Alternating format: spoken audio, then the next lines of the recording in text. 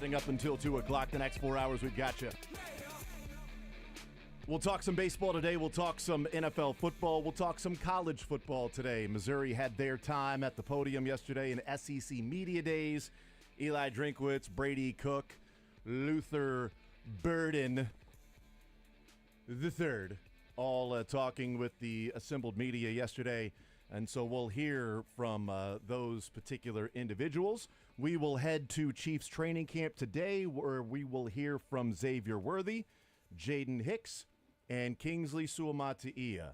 We'll see if Xavier Worthy keeps his breakfast down today, as opposed to, was today the day that Rashee Rice lost his lunch last year? Yeah, I think was it was the the first day of training camp or something like that? Because I remember talking about it, whether it was OTAs or training camp, but it went along with Andy Reid saying Rashee Rice needs to sort of work on his ability to stay on the field. And I think that was during OTAs.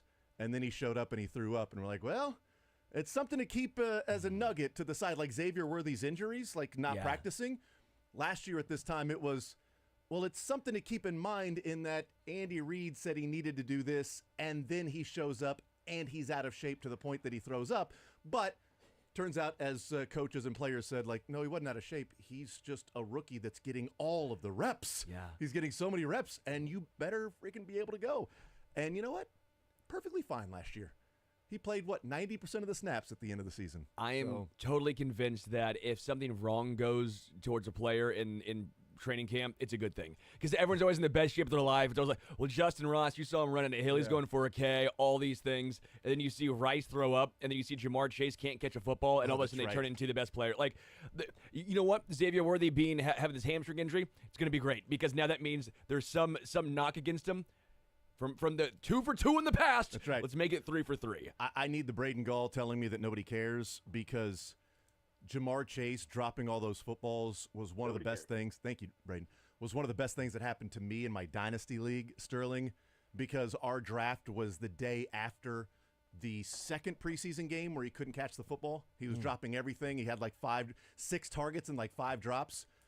And I got him like super cheap in a Dynasty League, in an auction Dynasty League, because everybody's like, I don't know, you can't catch the football. I'm like, it's one of the best wide receiver prospects we've ever seen, and you're worried about him drop. He's not dropping the football, okay? This guy's going to be amazing. So thank you to Jamar Chase for showing up late to camp and then dropping the football, sitting out a year in college. That was awesome. I appreciate him doing that. So what was your dream last night then? If you're talking about your fantasy football team, I figured we'd just go to your dream next. Yeah, that's right. No, we did that with Matt Ryan. We did that with Matt Ryan. We talked about my dreams and my bad beat in both Super Bowls. That was great, though. That one was actually interesting. I'll give you that. Plus, That I got was to talk fun with the man that I'm like, I can't believe you did that.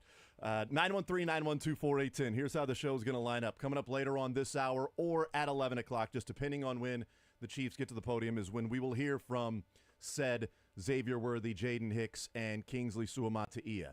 At 11:30, we will change the topic to some Major League Baseball / minor league baseball with the Major League Baseball draft wrapping up yesterday. Kylie McDaniel from ESPN does a great job covering the draft, was at the podium on set in the broadcast on Sunday night during the first round of the draft and talked about Jack Caglione, potentially a left-handed Aaron Judge. Chris Burke said, no, he's Bryce Harper. So, oh, no.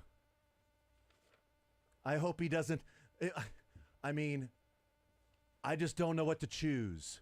If he's a left-handed Aaron Judge or he's Bryce Harper, I don't know. Like, I'll settle for Adam Dunn. I'll settle for Adam Dunn / Jim Thome. No.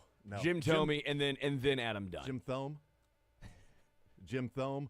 I didn't. No, I don't. No, I'm gonna shoot for the stars. I'm gonna hold out in him being a left-handed Aaron Judge. Well, if you shoot for the moon, at least you end up in the stars. That's what I've heard.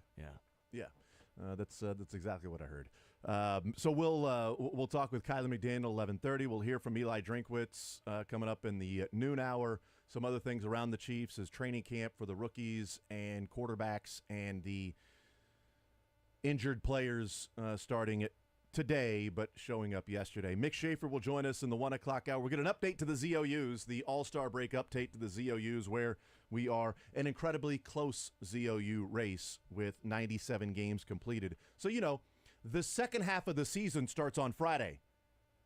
The second half of a 162-game season starts on Friday with game 98. Riddle me that, Batman. So we'll get our All-Star break. I love the All-Star break is later this year. And all these records that they're showing last night of this person in franchise history has the most RBIs or most hits or most walks before the All-Star break in franchise history. That is such a floating stat because the All-Star break isn't the same year to year. It's not 81 games. You've got to give the date of 81 games. It's 60% of the season's done right now. Right. This is the latest the All-Star break's been, I think, by a week. Yeah. So, I don't know. You take those things with a grain of salt that are divided between pre-All-Star break, post-All-Star break in a sport that doesn't specifically have the All-Star break after the same number of games each and every year. So we'll do the ZOUs coming up later on in the 1 o'clock hour. Let's start off with some baseball. Last night, the American League knocks off the National League. They get back to their winning ways. Last year just being that sort of blip on the radar of all of the American League wins in a row. 9 in a row, lost last year. Now back to winning again. Let's hope the Royals can go on that stretch starting on Friday of winning 10 of 11, whatever that might be. But the American League continues dominating the National League. The National League really is just the Angels. It's Shohei Ohtani hits a 3-run home run, and that was all they scored. It's a great point. Yes. It's Tungsten O'Doyle has not done this, and Shohei has, and it's the National League All-Stars are just the Angels. I'm still riding with if it's a boy for the Mahomes, it's got to be Tungsten Mahomes. Just to roll with the tungsten. Get more tungsten in our life, right? But no, to me, I enjoyed the All-Star game. I thought it was really awesome. We talked about Monday night and the Home Run Derby and how much people enjoyed it from an entertainment broadcast standpoint, or did we enjoy it from a Royals fans perspective, watching Bobby Witt compete and be in all 3 rounds of the Home Run Derby? That was great. I love the format. I think they need bigger stars. We talked about that yesterday. Last night, the All-Star game, it was going along, but I was watching it through the lens of, one, a baseball fan to see some of the great matchups, see some of the great players, but also the lens of, all right, so when's Bobby going to get in the game? All right, so when's Adley going to take a seat? When's Salvi going to get a chance to catch? All right, are they going to throw Reagans and Seth Lugo? Because before the game, we were told by Bruce Bochy, or at least Reagans and Seth Lugo were told they were both going to pitch last night. I'm glad that came to fruition, and they did. Because going into the game and you hear that, you never know what's going to happen. Okay, well, we want to win the game. This is going on that. We're going to bring this other guy in. I'm glad that Reagans and Lugo both got to pitch. That was really cool. Back-to-back innings. Yeah. To have 4 of the 6 players, or 3 of the 6 players on the infield in back-to-back innings. Salvi, Reagans, Witt. Salvi, Lugo, Witt. I mean, he had 3 of the 6 players on the infield. That was pretty awesome. The Phillies had that to start. Yeah, but throwing to your catcher in an All-Star game is badass. Well, it was except for, was it Corbin Burns throwing to Adley, of course. Right, but I was thinking Mason Miller to Adley Rushman. And who was after Corbin Burns? So those couple of pitchers. Skubal. So Skubal and Miller. Other than that, it was 1, 2, 3, 4 of the first 6 innings. It was the battery of the teams that they played for. It was Corbin Burns or 3 of the first 6, I guess it would be, because Burns only pitched 1 inning, right? Yeah, he pitched 1. I'm so used to starters sometimes get 2 innings. And I placed some money on. I didn't know where you get that. I always see 1, really? Recent memory. I Maybe always think of 1. Man, I don't know why. I just think of it being 2 innings. I'm gonna go ahead and say this: Paul Skeens. No earned runs, right? He no earned runs. Yeah, he did not walk, give up a run. He did walk. He got no strikeouts, right? Mm-hmm. What did Lopez do? He struck out Salvi. You excited about that? Just saying. You excited about Salvi? You were only a third, but he's a strikeout. Dylan. Just saying. Dylan, let me get Should have been the starter. I can't even. Should have been the starter. No. I can't Sterling, even believe. Sterling, this is what I need to know right now. Right now.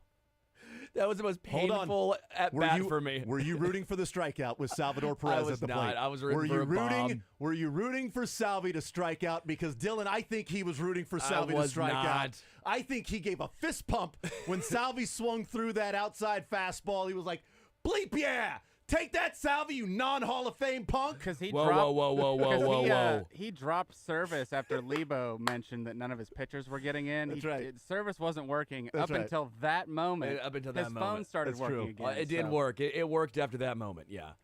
No, I think you're right. I thought Chris Sale was awesome last night. He didn't. Yeah, that Disneyland out that they gave Lopez that was awesome. I'm glad he got his.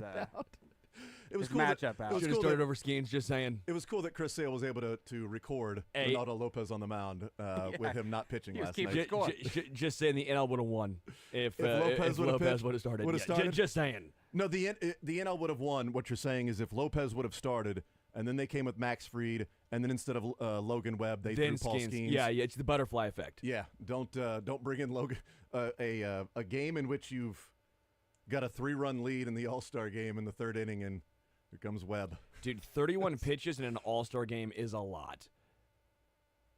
Yeah. That's a lot of pitches.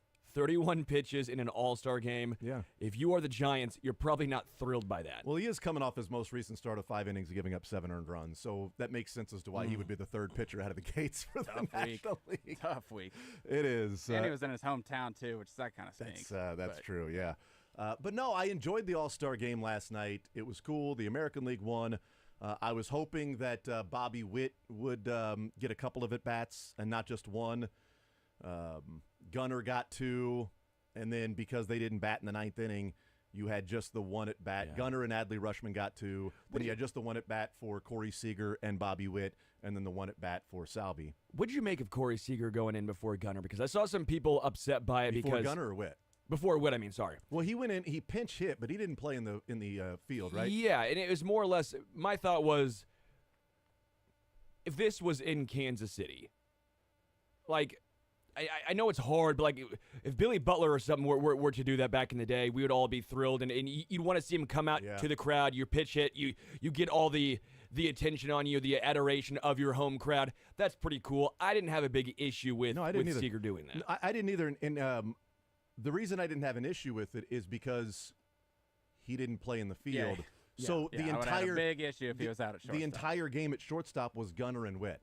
Yes. For the American League. I thought that was pretty cool and symbolic.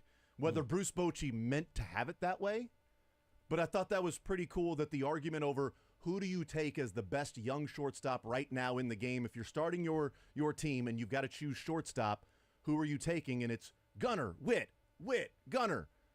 And those two guys played the entire game in the field at shortstop. Corey Seager, it's in Texas. Yeah. It's his manager. I want Witt and Gunnar to play the entire field. So let's get an at-bat for Corey Seager here. And Bobby Witt's going to get his at-bat later on in the game. There was enough time. Like, if it went a certain way to where it was like, I feel like the shortstop may only get one at-bat here. I don't know what he does at that point because Seager's been in all-star games before. Yeah. If he does bring in Bobby Witt to bat. But Witt got an at-bat in the 7th inning and played in the field and threw a laser from short left field across the field. That play was just so awesome. Fun to watch. Yeah, 2 of the best plays that were made in the infield were made by in the American League. Yeah, because Trey Turner had the awesome play while he was mic'd up. In the American League, were Gunnar Henderson when he had that quick little short hop one time to his right and then threw back across his body, and then that Bobby Witt play. When he threw from short left field. He didn't have to jump and throw it like Jeter because he was able to get there and plant his feet. Because he had range, you know. I set that one up on a tee. I really wish we saw A-Rod there. I wanted to ask him so bad. So bad I wanted to ask him. So when you signed that deal with New York, did you ever think that Jeter should have been the one to move to third and you stay at short? I mean, because you have better range and you're a better defender. Yes. The answer is obviously yes. He thinks he should have stayed at shortstop. But we would have asked him. He would have had to answer. Well, who knows? Yeah, maybe he would have said, no, Jeter was the king of New York. Off the air, though, what would he have said? I don't know, man. Although I will say. You should have shot A-Rod. Jeter's a biracial angel. What? It's the other guys. Other guys. Oh, I've seen that movie. It's when Mark Wahlberg, he shot Derek Jeter on accident. I forgot. You shot Derek Jeter! He's a biracial angel. You should have shot A-Rod. Forgot about that. I just remember. I told him. I said, "Stop." Aim for the trees. Aim for the trees. It Always was dark gets me. down there. I told him to stop walking. He wouldn't stop. He didn't stop walking. It was dark. I didn't know what to do. When You shot Jeter. was the last time you had your desk pop? Dylan, when was your last desk pop? It's a real thing, right? I did my first desk pop. All right, let's get back into the game last night because pimps don't cry. They do not cry. There was some firsts last night, some cool firsts. Ohtani is now the only player in Major League Baseball history to hit a home run and have a win in the All-Star game. He's also the only player in Major League Baseball history to hit a home run and throw a pitch in the All-Star game. It wasn't the same one, but in their career. How about this for a little nugget I read last night after Ohtani's 3-run shot? Out of all of Shohei Ohtani's home runs this year, the most runs in a home run was a 2-run shot. He hasn't had a 3-run shot or a grand slam this year in the regular season. And then in the All-Star game, he hit the 3-run shot. Thought that was funny. Interesting. I loved it because I had a decent amount of money on there would be a 3-run play in the game. A game in which 3 runs would score. I was counting on a 3-run home run, not like a bases-clearing double. So I appreciated Shohei doing that, along with cashing the Shohei for the first home run of the All-Star game. That was cool. You didn't have David Fry RBI? I did not. You want to go bold with it? No, I did not. And I did appreciate Salvi and Bobby doing what they could do to help me out with my first runs to 6 being neither bet. So neither team would get to 6 runs. I appreciate that one as well. But Bobby did not win MVP. Threw a little money at that just in case. Because I had the American League. I had the American League winning. Yeah. But Shohei Ohtani hitting a home run. Again, it's but the neither Angels. scoring 6 runs. There's a fine line to thread there. I'm like, man. That's okay. You're not going to hit them all. You're not going to hit them all. It was what fine. what a bold parlay that fine. was. No, yeah. it wasn't a parlay. It was not Just a parlay. throw it all together. No way. Yeah. No way. It was not a parlay. They don't let you parlay a lot of those things anyways. Paul Skeens is the first ever player to start in an All-Star game the year after being drafted.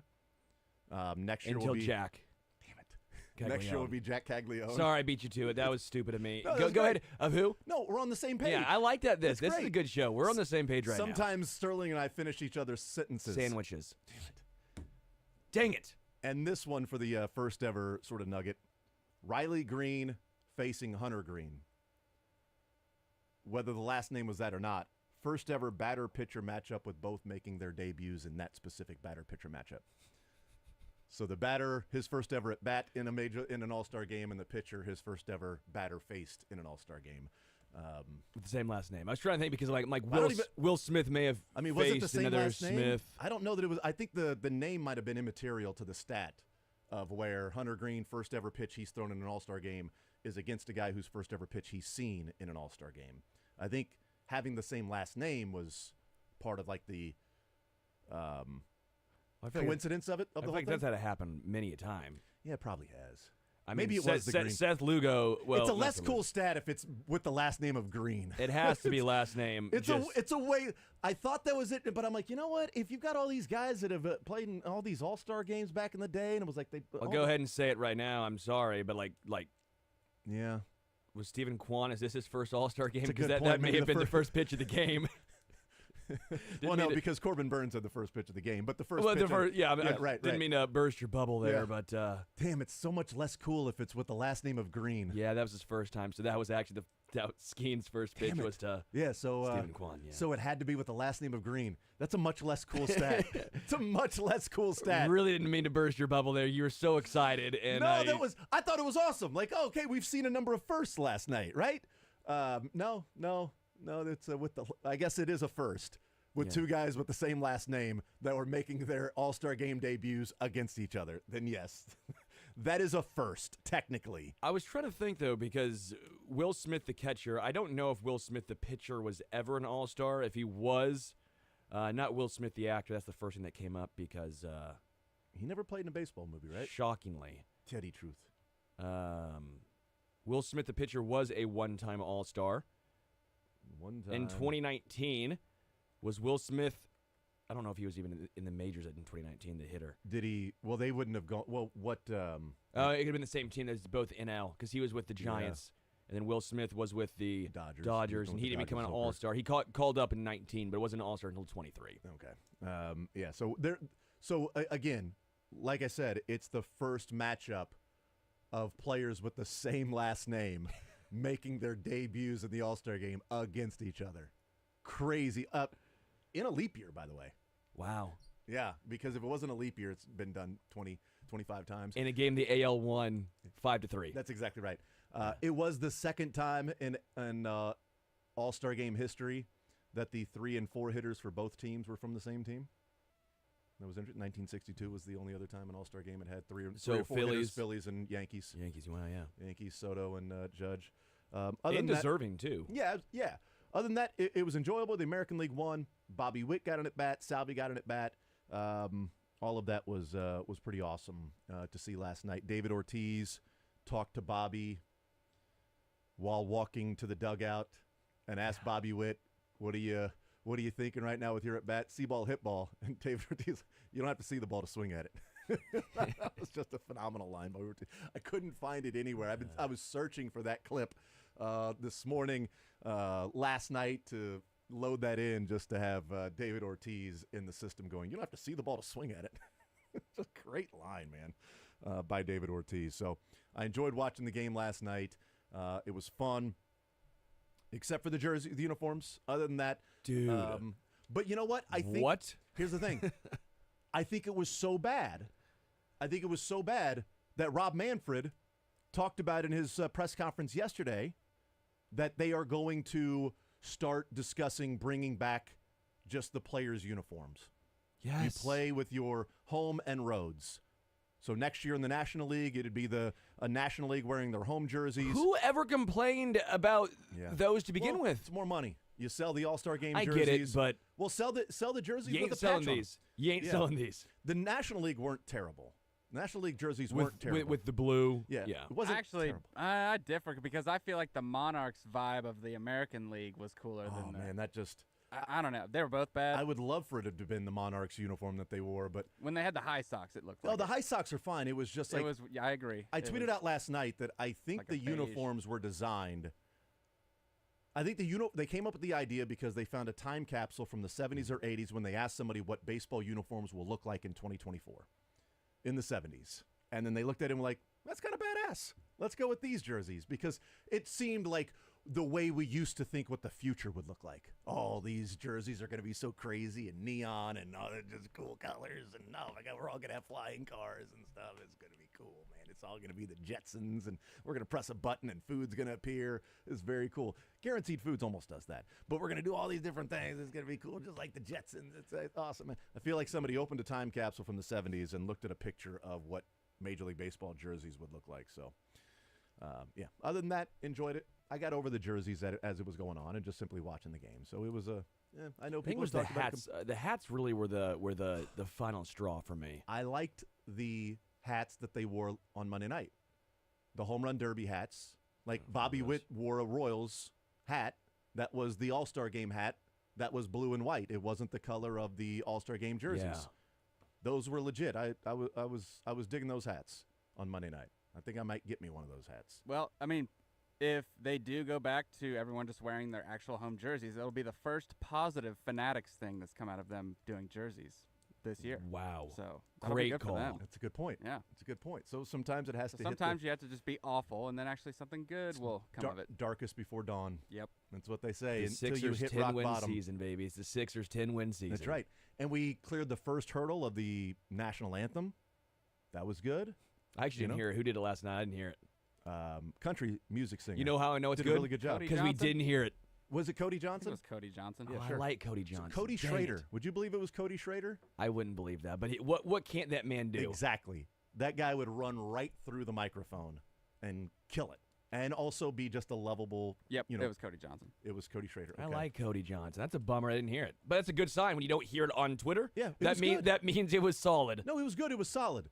And, you know, it could have been generic or bad, and it still would have cleared the bar from Monday night. And we're like, oh, that wasn't all that great, but it wasn't the night before, so it's all good. That's what I'm saying. Yeah. And You don't want to follow dogs or kids, but you definitely want to follow a bombing. don't be the man replacing the man. Yeah.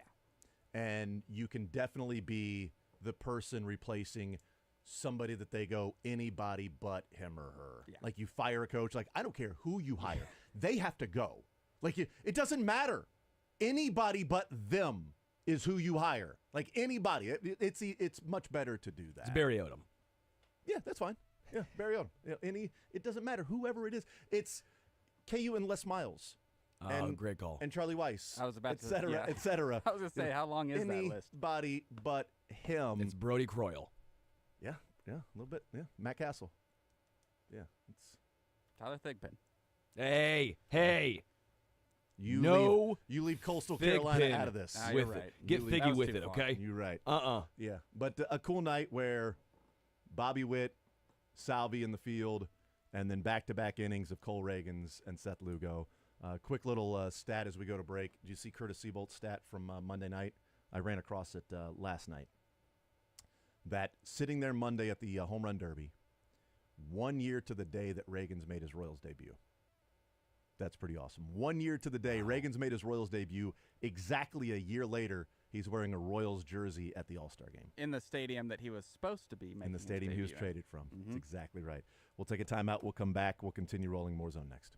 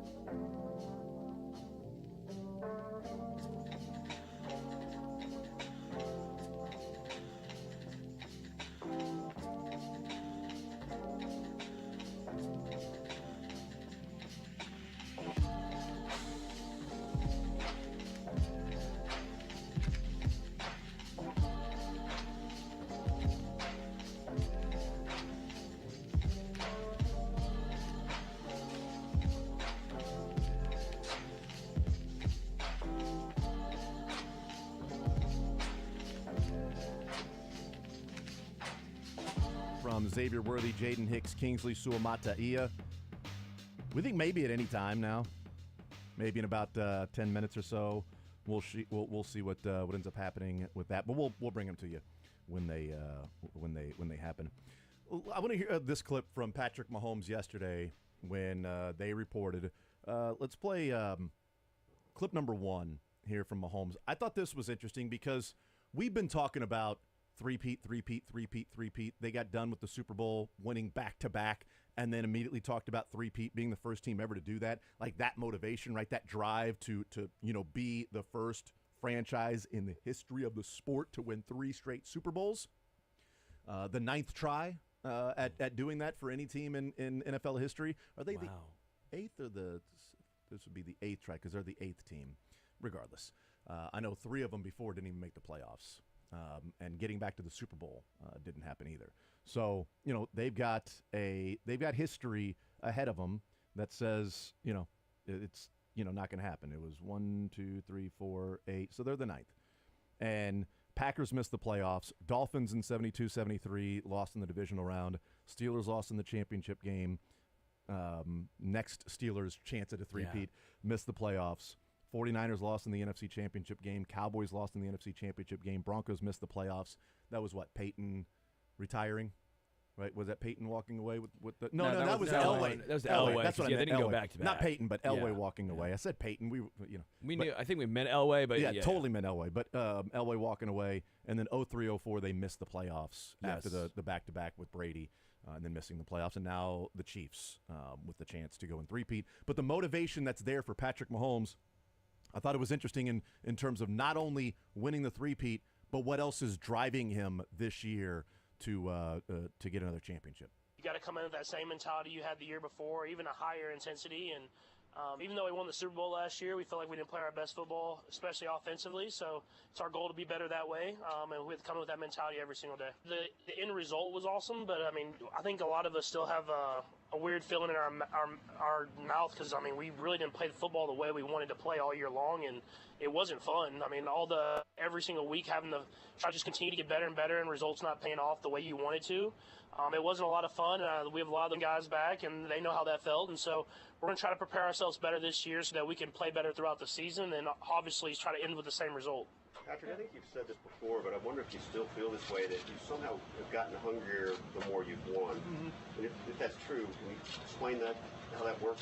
Yeah, it's once you win the Super Bowl, I feel like even to another extreme, like when you don't win it, it sucks even more because you experience the off season of being able to say you're the champ, and you experience all the different things and activities you're able to do because you're a Super Bowl champ, and you experience the feeling of just winning the Super Bowl. And so for us, I'll speak for myself. When you don't win it now, it sucks because you know what it could be like if you were to go out there and win it. So the motivation of wanting to win a Super Bowl obviously is there every single year, but that first answer, we got a great glimpse behind the scenes when you pull back the curtain of Patrick Mahomes and why he's the player that he is. You're never going to be a perfect player. You're never going to have a perfect game, right? It's not perfect in football, perfect game, but it's not perfect. But he aims for perfect. And last year they won the Super Bowl. The end result was great, but it wasn't fun. If you're another team, how you hear they go, yeah, we won the Super Bowl, but normally it's like we played great football, but we lost in the divisional round. They won the Super Bowl, but we didn't. Punk. You unappreciative punk. Are you kidding me? You didn't have fun and you won the Super Bowl? But that's sort of the point of what drives him in this team is that offensively we weren't good enough. So we struggled offensively, and week by week we weren't doing the things that we typically do. We won the Super Bowl. That was great. But we got to be much better if we're going to go win the Super Bowl again. Not, we did it. We played off our defense. It was, nothing wrong with punting. The things he said along the way that were the right things to say. That we know behind the scenes it was, this is annoying. We're working and we're not getting better. Yeah. Why aren't we getting better? And now he comes into this season going, well, we kind of had a bad taste in our mouths because we didn't play all that well, and it wasn't all that fun. Imagine winning the back-to-back Super Bowls and saying, yeah, I got a little bad taste in my mouth. We got to play better. Yeah, I got a bad taste in my mouth. You won it, though, right? Your last pass was a touchdown. You won the Super Bowl, correct? Joe Burrow and Josh Allen are just kicking rocks, pounding sand right now. Like, how dare you? Yeah, their last passes were incomplete. Brock Purdy's last pass was incomplete. Patrick Holmes' last pass was a touchdown, and he's got a sour taste in his mouth because of how they played. But he has a little Jordan in him, where it's almost the sense of, yeah, winning's great, but he also plays to make sure he doesn't lose. Like I know it's a silly thing to say, but you know how Jordan would always talk about how, like, losing almost hurts worse than the glory of winning. And that's kind of what Mahomes has. Like, we know what it's like to win, so when even you lose in the Super Bowl, that pisses me off more than even maybe the joy of winning. Yeah. Like, it's that pissed off factor. And we'll take a break. And during the Dynasty on Apple TV, that series, you saw, quote, the addiction to winning. And when those Patriots players started getting addicted to winning, that's when it turned into a dynasty. And that's certainly what the Chiefs are going through right now. They are a dynasty. Can they be the greatest dynasty ever? They are one Super Bowl away. That's it, just one Super Bowl away from being the greatest dynasty ever by winning 3 Super Bowls and winning 4 in 6 years. Not too bad. 4 in 1, 2, 3, 4 in 6. Yeah, 4 and 6 years. I'll get it right. We'll hear from some of the players that hopefully will be taking part in that Super Bowl on February 9th coming up next.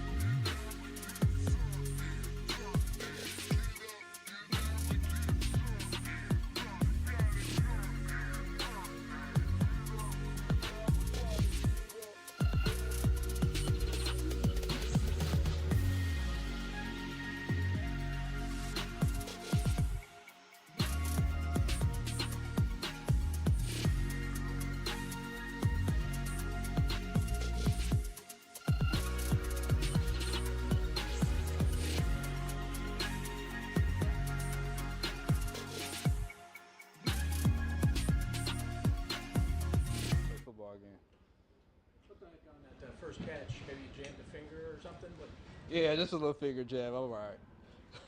Was that a little frustrating for you finally getting out there with the pad, kind of pads on and having that happen early? Nah, I mean, it's part of football. I know what I signed up for, so it's just good just to be able to fight through it and have the adversity to fight through it. How comfortable did you feel with the play calls and running the routes and all that? I felt pretty good. As my time off, and even when I was off during OTAs, I took the time to really learn and into the playbook. So ask the question I needed to ask, stay by the offensive coordinator and Coach Nagy, and I feel like that really helped me. You got the big wrap out the leg. It's getting better. As I go, it's going to continue getting better. So I just want to be able to be out there with the guys and keep working. Reed is known for having a stressful training camp, a challenging training camp. Did anybody prepare you for that, or how did you prepare yourself for this? I mean, shoot, it's like a college training camp. I mean, I feel like there's no better way to train for a training camp like coming out of college. So I mean, as you said, like it's a tough training camp. So I mean, just got to prepare for it either way. Coach, you talked yesterday about how not frustrated you were, but how you were ready to get out on the field. How important is it to you as the #1 pick to be out there and I don't want to say prove yourself, but to show what you can do? It's very important to me. Me in college, I never missed a game, never had no injuries really. So just having that happen, I mean, like I said, it's kind of frustrating, but I got a chance to learn and get better in a different way, learning the playbook. So I mean, it was good in both ways for me. What in particular did you do while you were out OTAs just to make sure, as much as you could, you didn't really miss anything? Like I said, the playbook, I feel like that's like the big struggle for all rookies is learning the playbook, learning the system. So I feel like just in tuning to that for me was really like the big thing, and rehabbing, of course, just to get back and be able to be out here and run. For a rookie game, you had a big play today against Nazi Johnson. Just what did you see on that, and how good did that feel to get in? It was good. I mean, there's a lot of things I have to work on that, staying tied to the DB, but I mean, it's a good start.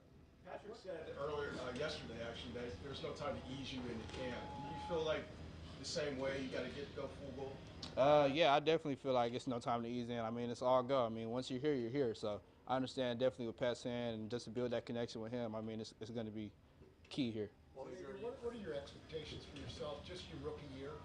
I feel like just be the best me, be the best version of myself. I feel like if I do that, I feel like I'll be in a good spot. So what does that mean, the best version of yourself? What kind of player is that? Make the plays I need to make. Every ball that comes to me, catch it, make a big play after that. Just being myself. Are you learning every wide receiver spot, or do you feel like you're focusing on something specific right now? I'm learning every spot. And then when you say learning the playbook, like what is your study habit process? Like how do you try and? So as I go, I learn the formations first, key spots lining up. Then I go learn the plays, learn the systems, then I learn everything else after that. I start with the our zebra position, then the Z to X. So like I learn everything in the playbook. Is the process you do by yourself, or do you have teammates that? I do it by myself. What did Patrick share with you today? What was his messages back and forth with you? It wasn't nothing. Just keep going, keep making plays, just keep working. That's all it was.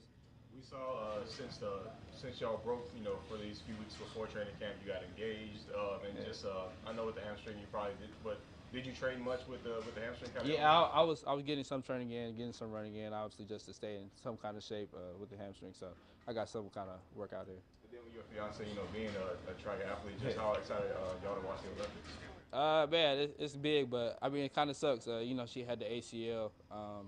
Coming up, she got surgery in March and then able to run to the Olympics or Olympic trials, which is crazy. But I mean, it's a good thing. I mean, she made history running with a torn ACL, so I mean, it's big. Do you feel like you're a full go? I mean, you got the big rap on. Do you feel like you're 100% or as good as you can be right now? I'm as good as I can be right now. Obviously, still working my way back into things, but I'm here. I'm ready to work. If there was football games this week, you'd play in football games. Yes, sir. What's the dorm like? What's the dorm like? It reminds me of college. I mean, I just came out of college, so good thing it's not I'm not like a vet. I come here to come to doors, but I mean, it's kind of like college to me. NCAA 25? Yeah, I brought the game like Pat. So yeah, I've been playing with Texas. You know what I'm saying? They actually nice on there. I mess with it. They're nice. Whether it was high school or college, what have you done to be able to get on the same page with your quarterbacks over time? Just communicate with them.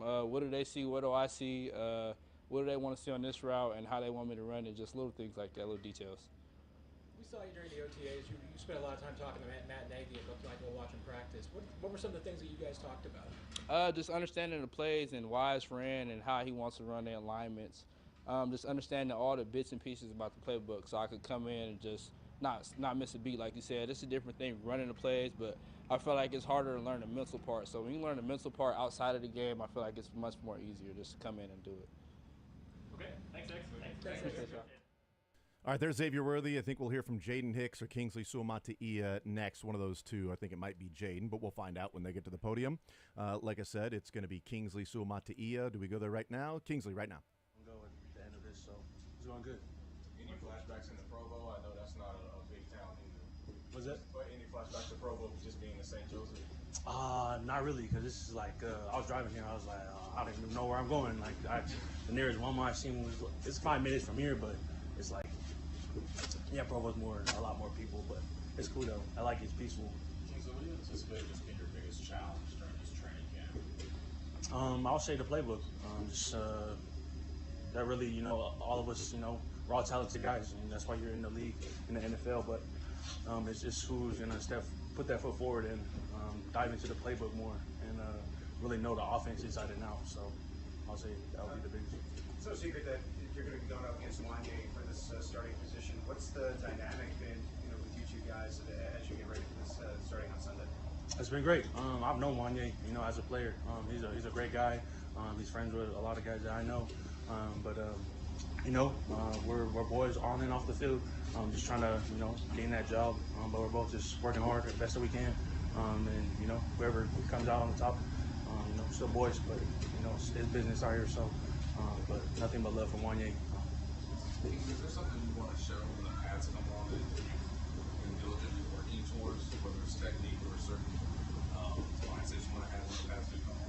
I'll definitely say my athleticism, just being able to show how fast I can get off the ball, how strong I am, but just playing the game, just having fun out there, and pretty much that. What have you learned so far from Andy Egg? And BYU has a tradition about this one, but just learning from Andy, what have you learned so far that you can take that you're like, oh, look, learn new things here? Sure, I learned a lot of things from Coach Egg. He's a legendary guy. He's a really great coach.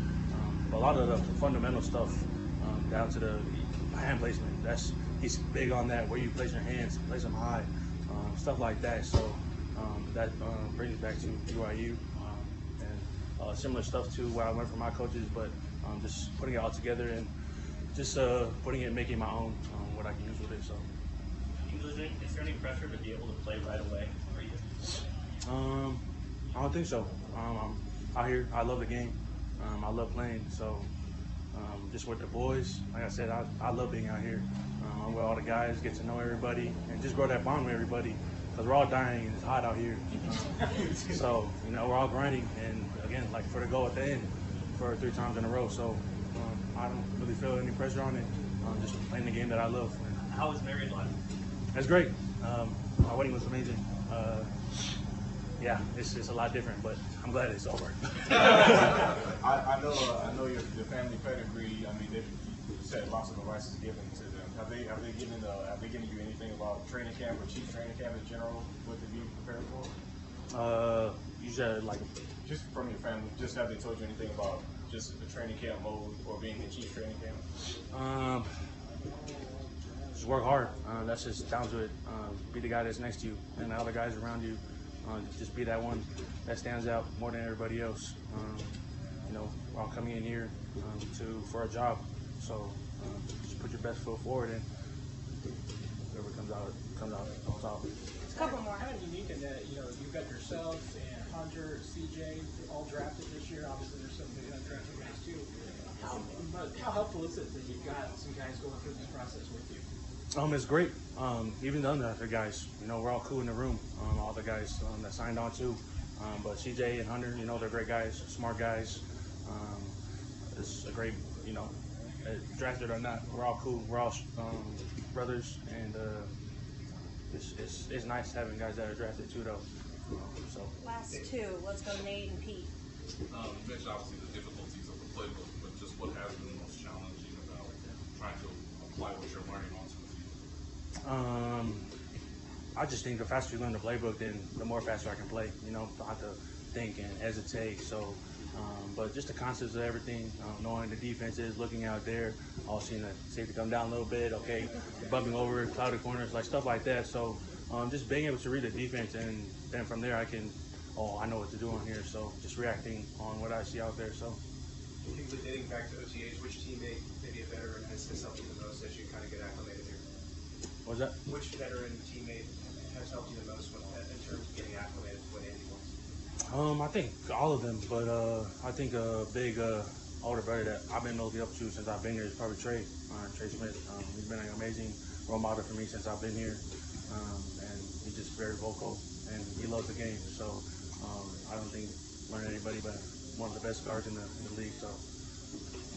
Thank you, everybody. Thank you. All right, there is Kingsley Suamataia, and the difference maker for training camp will be the person that learns the playbook. Yeah. Wants to show the athleticism, and he is glad his wedding is over. So Xavier Worthy is engaged, right? Is that what it sounded like? Yes, to Tia Jones. We'll get into that in a little bit. Here's Jaden Hicks. Oh, it's great. The dorms are pretty cool. Seeing all the guys, we're all hyped up about it. Practice is going well. Very fast tempo though, so just getting used to that. But it's going well. A lot faster than it was in college. Most definitely. I know a lot of young guys are freshly out of college. Does it feel good to have that camaraderie, to feel like you're back all together at one place? Right. Me and Haddon, we were just walking out there like first training camp. Like this is crazy. Good energy going around. So yeah, it's cool to be back. What kind of coach is Spags? What's it like working with Spags? Oh, it's good. Good energy guy.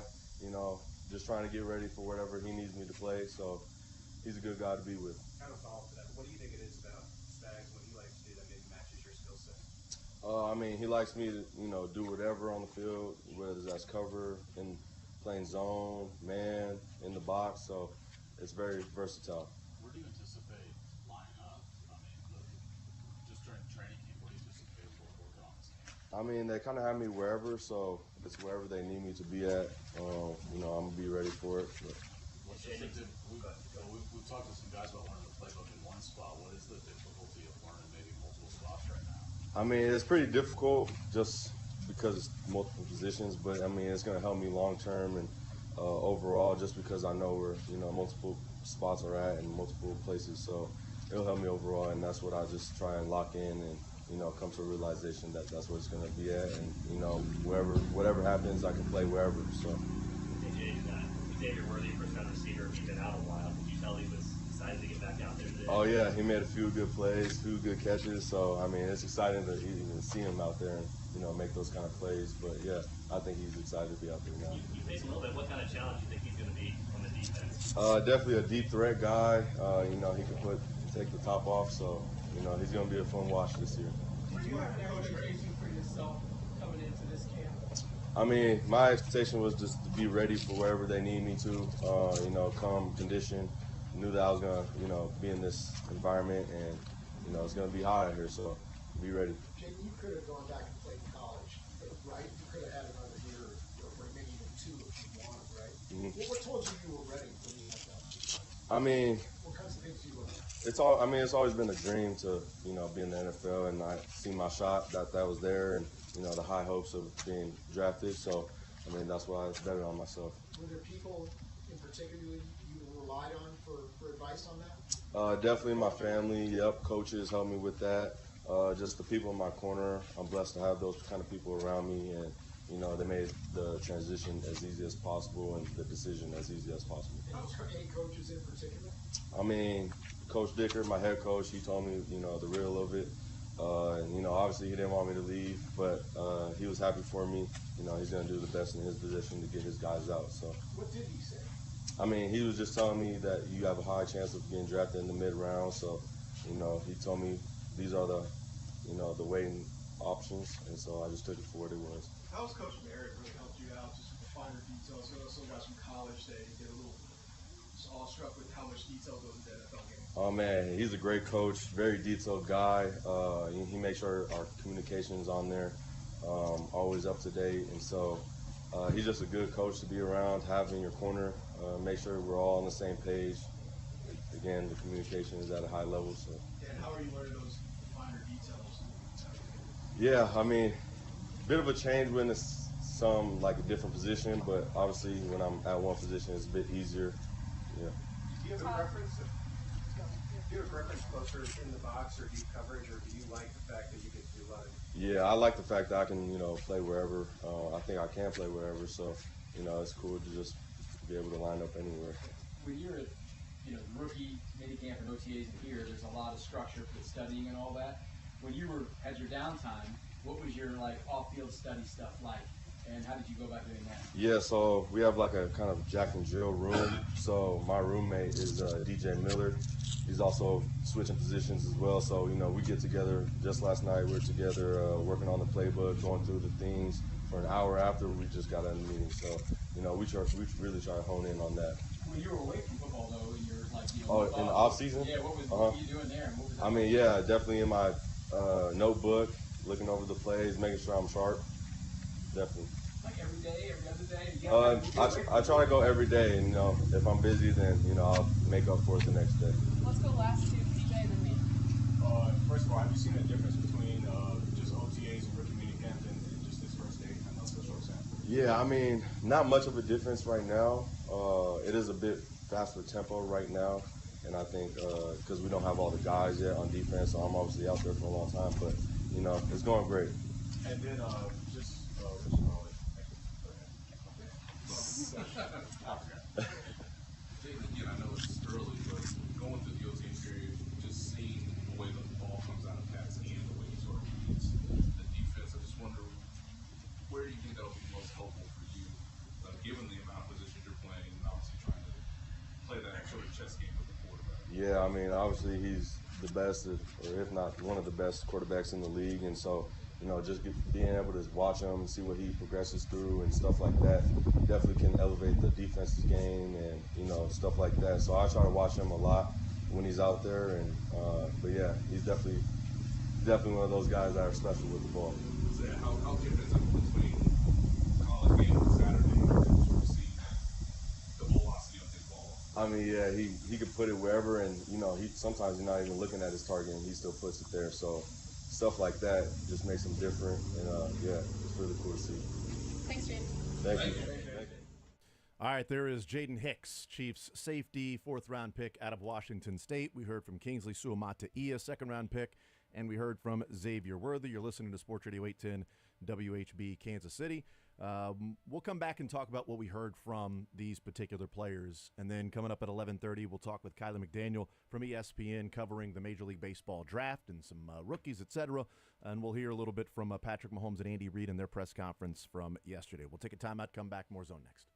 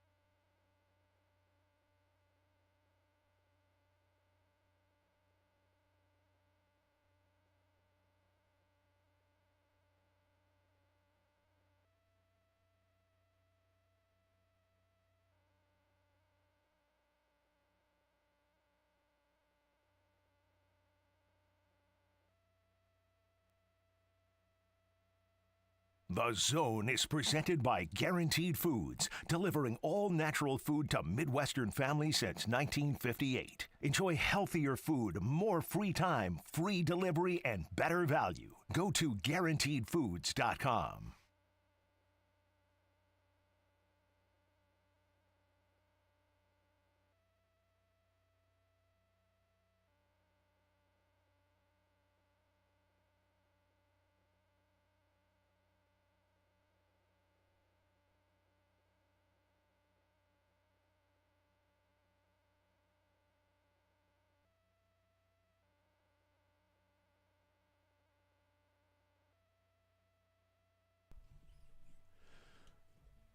All right, we continue right here on Sports Radio 810 WHB. Jason Anderson, Sterling Holmes, Dylan Michaels. We'll talk with Kylie McDaniel coming up at 11:30 from ESPN. News with the Kansas City Royals. News in the, well, it's about damn time. Carter Jensen heading to Double-A. Finally getting promoted to Double-A. We talked with Josh Kaiser on Monday, and part of that conversation was, hey, man, what else does Carter have to do to finally get promoted to Double-A? And Josh's response was, hey, man, join. Yes, that's what we agreed. Let's go. Let's get it rolling, man. I mean, he has just been one of the best offensive players at each level he's gone to, and one of the best eyes in baseball that, you know, even when he was batting like 160, he was getting on base at like 380. Like, it was just absurd what he was doing, and we knew the power was going to come because it was natural power from what we saw when he was in high school here. So Carter Jensen finally getting that promotion to Double-A. So there you go. Big news for him and a local kid in Carter Jensen. Staying at catcher. So now the Royals have Blake Mitchell performing well as a catcher, first-round draft pick last year, and Carter Jensen, who is playing some awesome baseball right now as a catcher, now going to be heading to Double-A. We'll talk with Kylie McDaniel about the newest set of Royals, the 20 draft picks that the Royals finished up with their draft in 10 rounds yesterday. A lot of college pitchers the first couple of days, but Jack Caglione, the big one in the first round, and David Shields, the high school kid in the second round, were two of the main targets that the Royals wanted to go and get. Xavier Worthy, Kingsley Suamataia, and Jaden Hicks talking there in St. Joe. And Kingsley married. The wedding is over. He's glad the wedding is over. Not the marriage. He's glad that the wedding is past. Like, it's not the being married. I'm glad it's over. Oh, man, it was crazy, stressful. Glad it's over. Chris Humphreys? I don't think so. But, yes, that's a good one. Yeah. Well done there, guy. Xavier Worthy is engaged to Tia Jones, the hurdles phenom, but, you know, triathlete, but she was trying to make the Olympics in the hurdles. Yeah. But as Xavier talked about there, that she had ACL surgery back in February or March after she broke the world record. How about this for highs and lows? You break the world record at the indoor hurdles, 60-meter, and while you're stopping, you bang into the pad on the wall, and you mess up your ACL and have to have surgery. And then because of that, you're trying to get back. You make the semifinals of the hurdles of the Olympic trials to go to Paris, but the knee was bothering her, so she had to withdraw from the semifinals in the hurdles. Like, you just break. You're the world record holder at the 60-meter indoor track at hurdles, and you got the Olympic trials coming up that summer. And while stopping, you hit your knee and mess up your ACL. I will say I've always been a proponent of when they do that, it never feels like the back wall's far enough, and it always feels like there's always something slick where the track almost changes.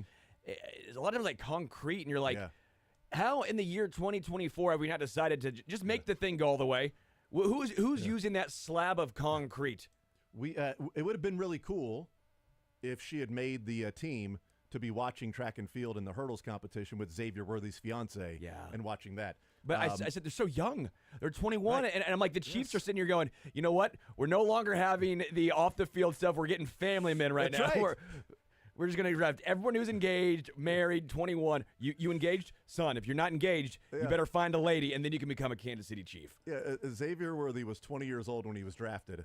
And then, he turns 21 a couple of days later. And then like a month later, month and a half, whatever it was, they get engaged, buy a house here in Kansas City and everything. So it sucked. It was like a few weeks ago. I think it was like 2 weeks ago when those trials wrapped up, when she had to withdraw from the hurdles competition. But it would have been pretty cool to see her on the United States Olympic team. But, man, their kids are going to be some of the best athletes ever. I assume they'll be fast. Unbelievable. There's some families that are really smart, like, oh, they both went to an Ivy League school, and that kid's, like, expected to be smart. Like, you've got to be. There's a level of expectation of smart. Comedians, wherever they go, there's a level of expectation of funny. No matter where you go at all times, like, oh, why aren't you funny? Come on, play the tambourine, monkey, go, come on, be funny. Comic guy, there's always that level, and probably some stress with it. That kid's going to be expected to be fast. Yeah, if he's not running a 4.2, if he's not busting down Xavier Worthy's 4.1, first guy in the 4.1s. Your parents both broke records at their particular sport in the same year, months apart. Yeah, no, awesome. it was the same month, because the combine was in February, right? Yeah. And the indoor hurdles was in February. So, like, the same month that she takes the world record and he breaks That's badass, dude. the freaking combine 40-yard dash record. Unbelievable.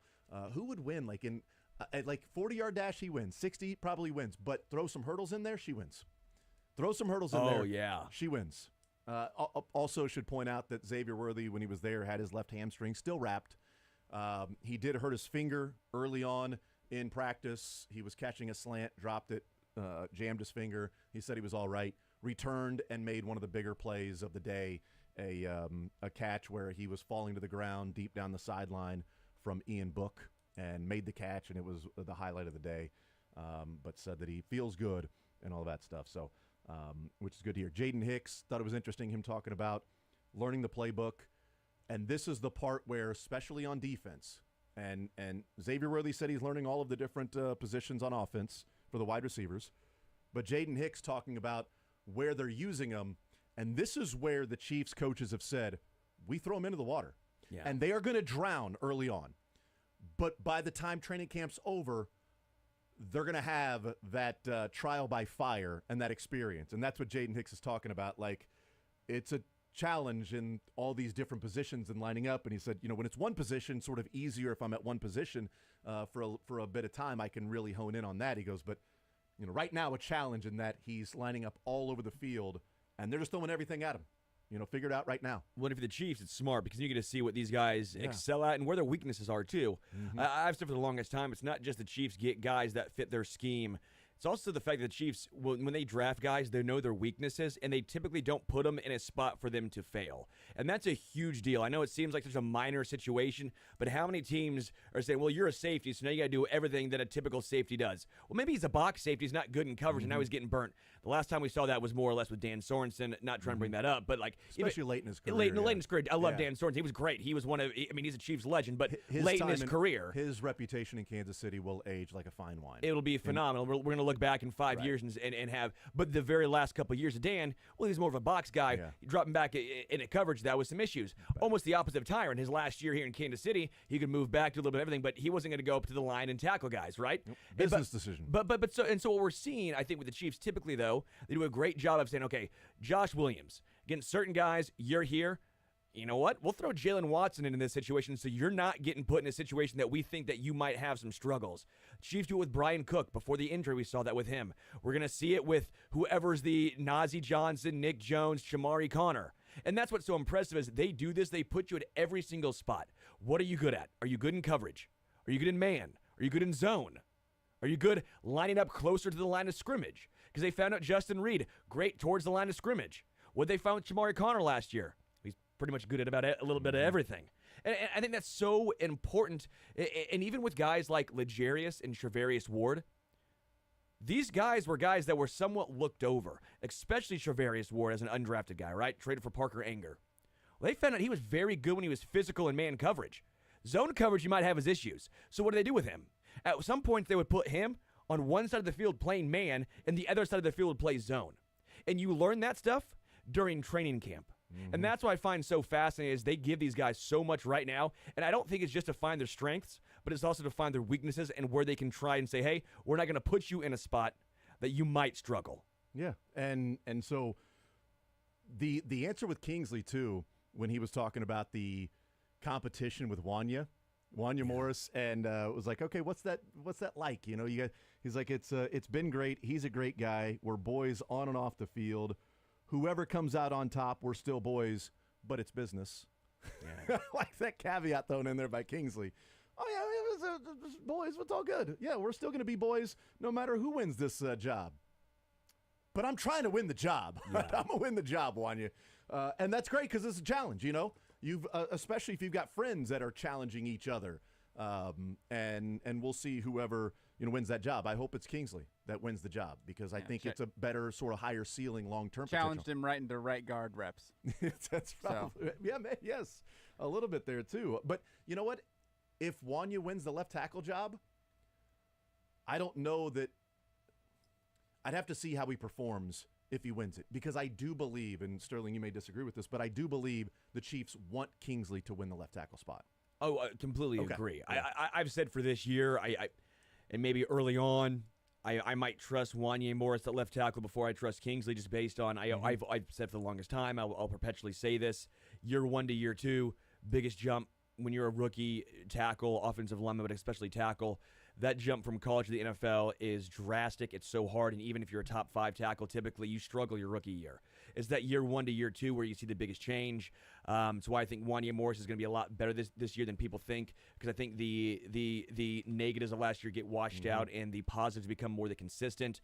But I do think long term, you're right. I think best case scenario, it's Kingsley at left tackle, Wanya at either right guard when you saw what the belly breaking the bank, getting minors for the Broncos, getting that 4-year, $80 million. I mean, Trey Smith, come on now, trying to find a spot there, and who knows with Jawan Taylor. So I think it's best for the Chiefs long term if Kingsley wins the left tackle job. Yeah. We will we'll take a timeout, come back, and we will talk with Kylie McDaniel from ESPN, covers the Major League Baseball draft. We'll get his thoughts on the haul that the Royals were able to put together. Jack Caglione in the first round, what he thinks about him. Is he a two-way player? What the potential long-term can be, who he thinks he'll turn out to be. David Shields in the second round, a very projectable high school pitcher. So we'll do that on the other side of the break. We'll talk with Kylie McDaniel from ESPN. More Zone next.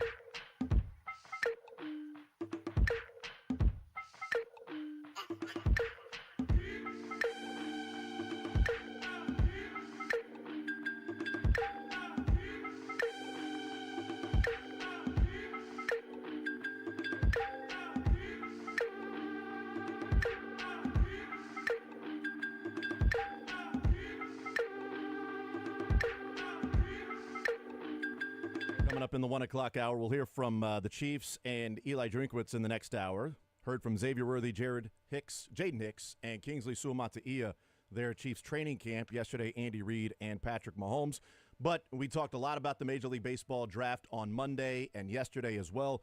Joining us now to talk about the Royals and what they were able to accomplish in the Major League Baseball draft, Kylie McDaniel from ESPN, Baseball Insider, does a fantastic job of covering the draft and was there as part of the broadcast on Sunday night. Kylie, welcome to the show. How are you, sir? Doing great. Thanks for having me. Well, I appreciate it. Have you had time to sort of get your bearings and sleep or, take a little bit of a break at all with, the 12 hours or so? I guess not even 12 hours that have passed, or I guess 12 hours or so since the draft is over. I flew home with my wife on Monday, and then last night had to rush to get my entire draft recap for all 30 teams, which is now up on ESPN.com if you'd like to read it. And then today, I think, is the first day where I've gotten to slow down. Good. And then Friday morning, I leave at 8 a.m. to go see high school players for next year's draft. So we're not quite done just yet. Yes, you got today and tomorrow. How about take a couple of days off and then right back to it, Kylie? Talk to some of my friends in Kansas City. Yeah, see, there you go. Let's talk about the number 6 pick in the draft. I didn't think when the Royals and the lottery came out and they were picking 6th, Jack Caglione was a player that I really, really wanted, and maybe some of that was the hype around the college baseball and watching him in the World Series as a sophomore and knew that he was going to be draft eligible and maybe the number 1 pick. But they picked there at number 6, and Jack Caglione is the player they take. What's your reaction to the Royals selecting Caglione at number 6?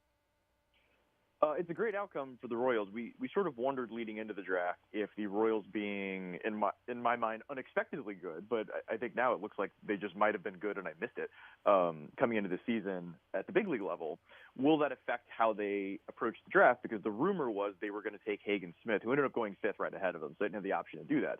But one of the rumors was they were going to take Hagen Smith and do what the White Sox had done with Garrett Crochet and Chris Sale, which is rush him straight to the big leagues as a 1 to 2 inning reliever and then transition him to starting later on. And we've seen that, work before, but I think that's something if the Royals were in last place, they probably wouldn't have done. And usually making a move based on what your big league team is doing right now is usually not the right thing to do, although those 2 players, it did work out for Brandon Finnegan, a guy who you may not know, that the Cincinnati tried that with him back in the day, and it didn't really work. There's instances where it goes better or worse. And the thought was that Caglione would go and play at first, would probably go 2nd or 3rd, and then certainly would go 4th or 5th. And the thought was 6th was the first spot where he couldn't really be on the board. And I haven't fully gotten the rundown just yet of how exactly that all played out. I'm not really sure how he got to that pick. And we can do the deeper dive on exactly what kind of player he is, or how that may play out, because there is a bit of debate over exactly how good he is. Nobody debates that he is a second-round prospect on the mound that probably won't pitch right away. He has 40-50 home run power potential. He's a pretty good defender at first. He's quick enough that he can play right or left field if you need him to. Some people even think he might be able to play a passable center field. And he has incredible bat to ball, but his approach is really rough. But he also had a really low strikeout rate, so it was as good as it needed to be to dominate college baseball, and he'll probably not be pitching in the near future. And so that's some of the thought as to how he will improve. He also may just be one of these athletic freaks that his approach is as good as it needs to be at every level, and he'll just continue improving at each level. There have been some sort of all-star Hall of Fame level players that have been able to do that as well. All that being said, I have questions about how this will play out with the player. I still think he shouldn't have been at the 6th pick. So completely outside of how good will he be, is he shouldn't have been available at this pick, and he was. So it was obviously a great outcome for the Royals. Yeah, because the how good is he going to be, there are levels to that. Like, okay, how good is this guy going to be taken in the 2nd round? How good is this guy going to be at number 6? And he shouldn't have been there at number 6. I have questions like high level, but still the potential and the prospect and all the reasons you would look at as somebody becoming a star in Major League Baseball, it's there. What are the downsides then? What if you're looking at the first 5 picks? I mean, the Sox taking Hagen Smith and Nick Kurtz to the A's, and Condon and Burns and Bazana and all the those guys, it sort of makes sense. But what were the drawbacks for Jack Caglione as to why he's there at number 6? That maybe if one or two things were different or better, that he doesn't get past the 2nd or 3rd pick. So there's 2 extremes. I think the answer is somewhere in the middle, but I'll give you the 2 extremes. So the negative case on Caglione would be his chase rate is currently at the level that like O'Neal Cruz is at. And if you look at O'Neal Cruz, you're like, oh, he has unbelievable tools, unbelievably skilled. He is not getting to his upside because he's chasing, which is the sort of statistical technical term for swinging at pitches outside the zone. It doesn't have anything to do with if you make contact with them or not, which is how Caglione's strikeout rate got cut in half this year, even though he was chasing almost the same amount, because his bat to ball is at least plus, if not better.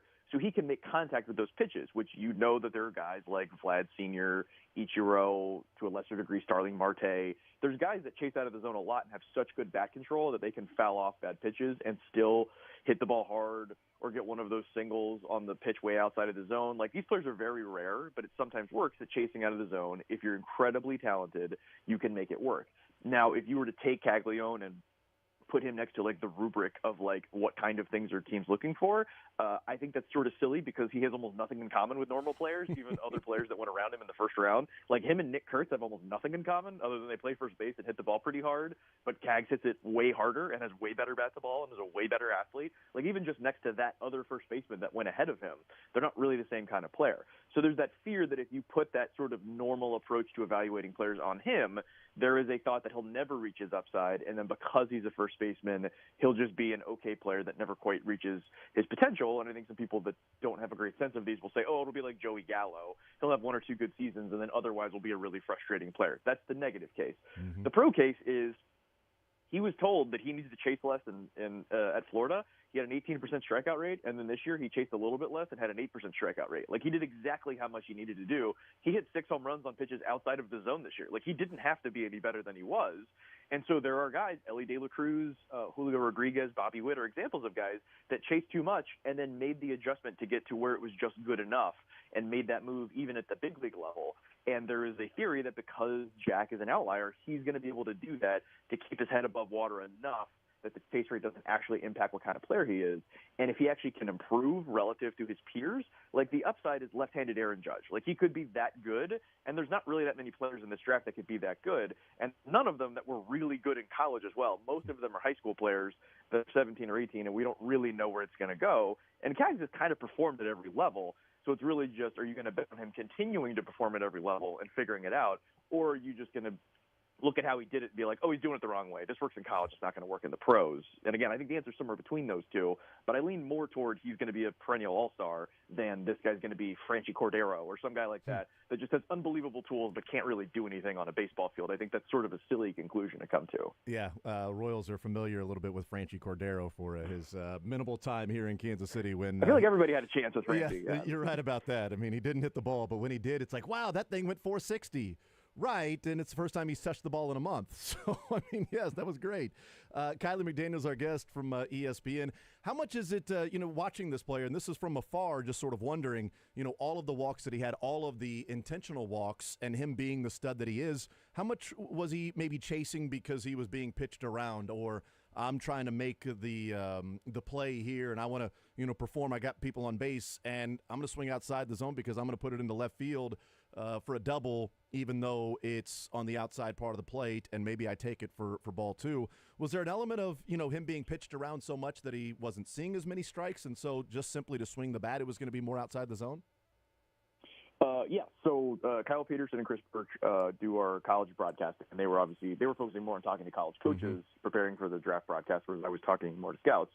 And they were saying that, like, even relative to Charlie Condon, the guy that I and most people had over Caglione in this draft, they were talking to pitching coaches and guys that were preparing to face Cags and have for 3 years. And they said, he's the most terrifying hitter we've ever had to prepare for, and would, like, show us their advance reports and be like, sometimes he can get a little jumpy and frustrated that he's not getting pitched to. And because he knows he can hit the changeup off the plate, I tweeted out a clip earlier last week where there was a changeup off the plate outside that he hit out off the left field foul pole. And he didn't even hit it that hard or that high. he just like got enough of it to hit a home run. It's just like, if you know you can do that, and it was against in a Pro Bowl. It wasn't the pitcher that throws 85. It was like, if you know you can do that, why would you not swing outside of the zone if you're getting frustrated and not getting a pitch to hit? And maybe being a little bit impulsive, but because he has such great bat to ball, the theory with a bunch of teams is if you can do the very difficult thing where you can see the pitch and know the pitch type and know the location, and then your brain can decide we're going to swing at it, and then you can tell your hands to swing, your hands swing, and then they hit it hard. That's like the hardest thing to do maybe in the world. To then have the discipline to not swing at that pitch, you just do the first part of it, and then you just don't do anything. Like, you don't have to do anything else. You just do the first part and don't throw your hands at the ball and try to hit it hard. You just skip that part. And so it's really, they call it plate discipline. It really is just the discipline of not swinging at that pitch. And so the theory is you can, if you have great bat to ball, which he does, that you can improve basically to a plus level, to the level at which your bat to ball ability is. So, like, there's a theory that he could have one of the better eyes in baseball. And I would say one other element, which happens a lot, is a lot of the top hitters, including Bazana, a couple, and Kurtz, and a couple guys that went up high, is pitchers in college can't throw really good strikes, and so they have really low swing rates, like artificially low. And so their walk rates will be 15, 20% in college, and then immediately be 8% in pro ball, because pitchers will just throw you strikes and make you do something with them.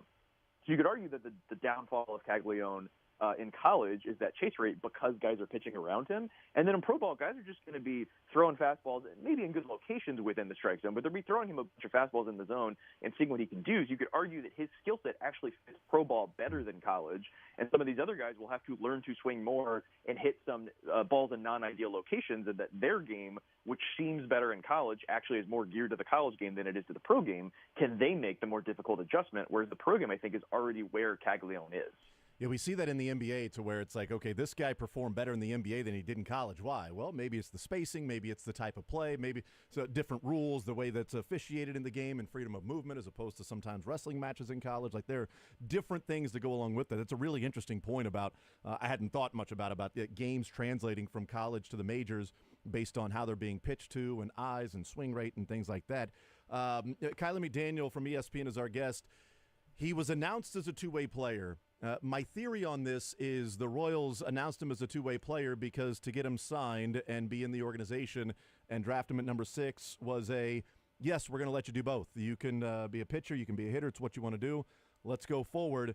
And then a few months later, it's, hey, man, sorry, it's just not working out. Let's go ahead and get that bat 100%, and that's what we're working on. Because I don't want his arm to slow his bat down in development to the major leagues.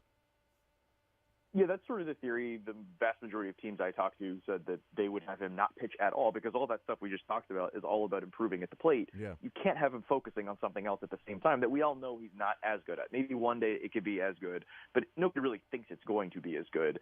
And part of the theory is that he'll improve at these things that, take some time and some training to focus on in terms of, chase rate and things like that. He wasn't able to do that in college for a number of reasons, but mainly because he was also still pitching. And in some of the biggest situations, his pitching was, the downfall. Like he was better against in lower pressure situations on the mound. So some teams think like, oh, whatever we think is there, he's a second-round sort of prospect as a developmental type because he hasn't focused on pitching much. Maybe pitching is actually just like not a thing at all. He's just a big guy that throws hard, that can kind of throw it over the plate, but there's not a lot of precision. He's a little more of a butcher that has the athleticism to do all the things you want him to do, but is really just sort of a nice thing to have if you're really wrong and the hitting doesn't work at all. It gives you a backup plan. You're probably still in trouble if you picked a guy that high and gave him that much money and thought he could hit, and turns out he can't. So it's not, it's kind of cold comfort that you would be able to have that as a backup plan. But I don't know that that is the case with Kansas City specifically. I get the impression that will be their approach.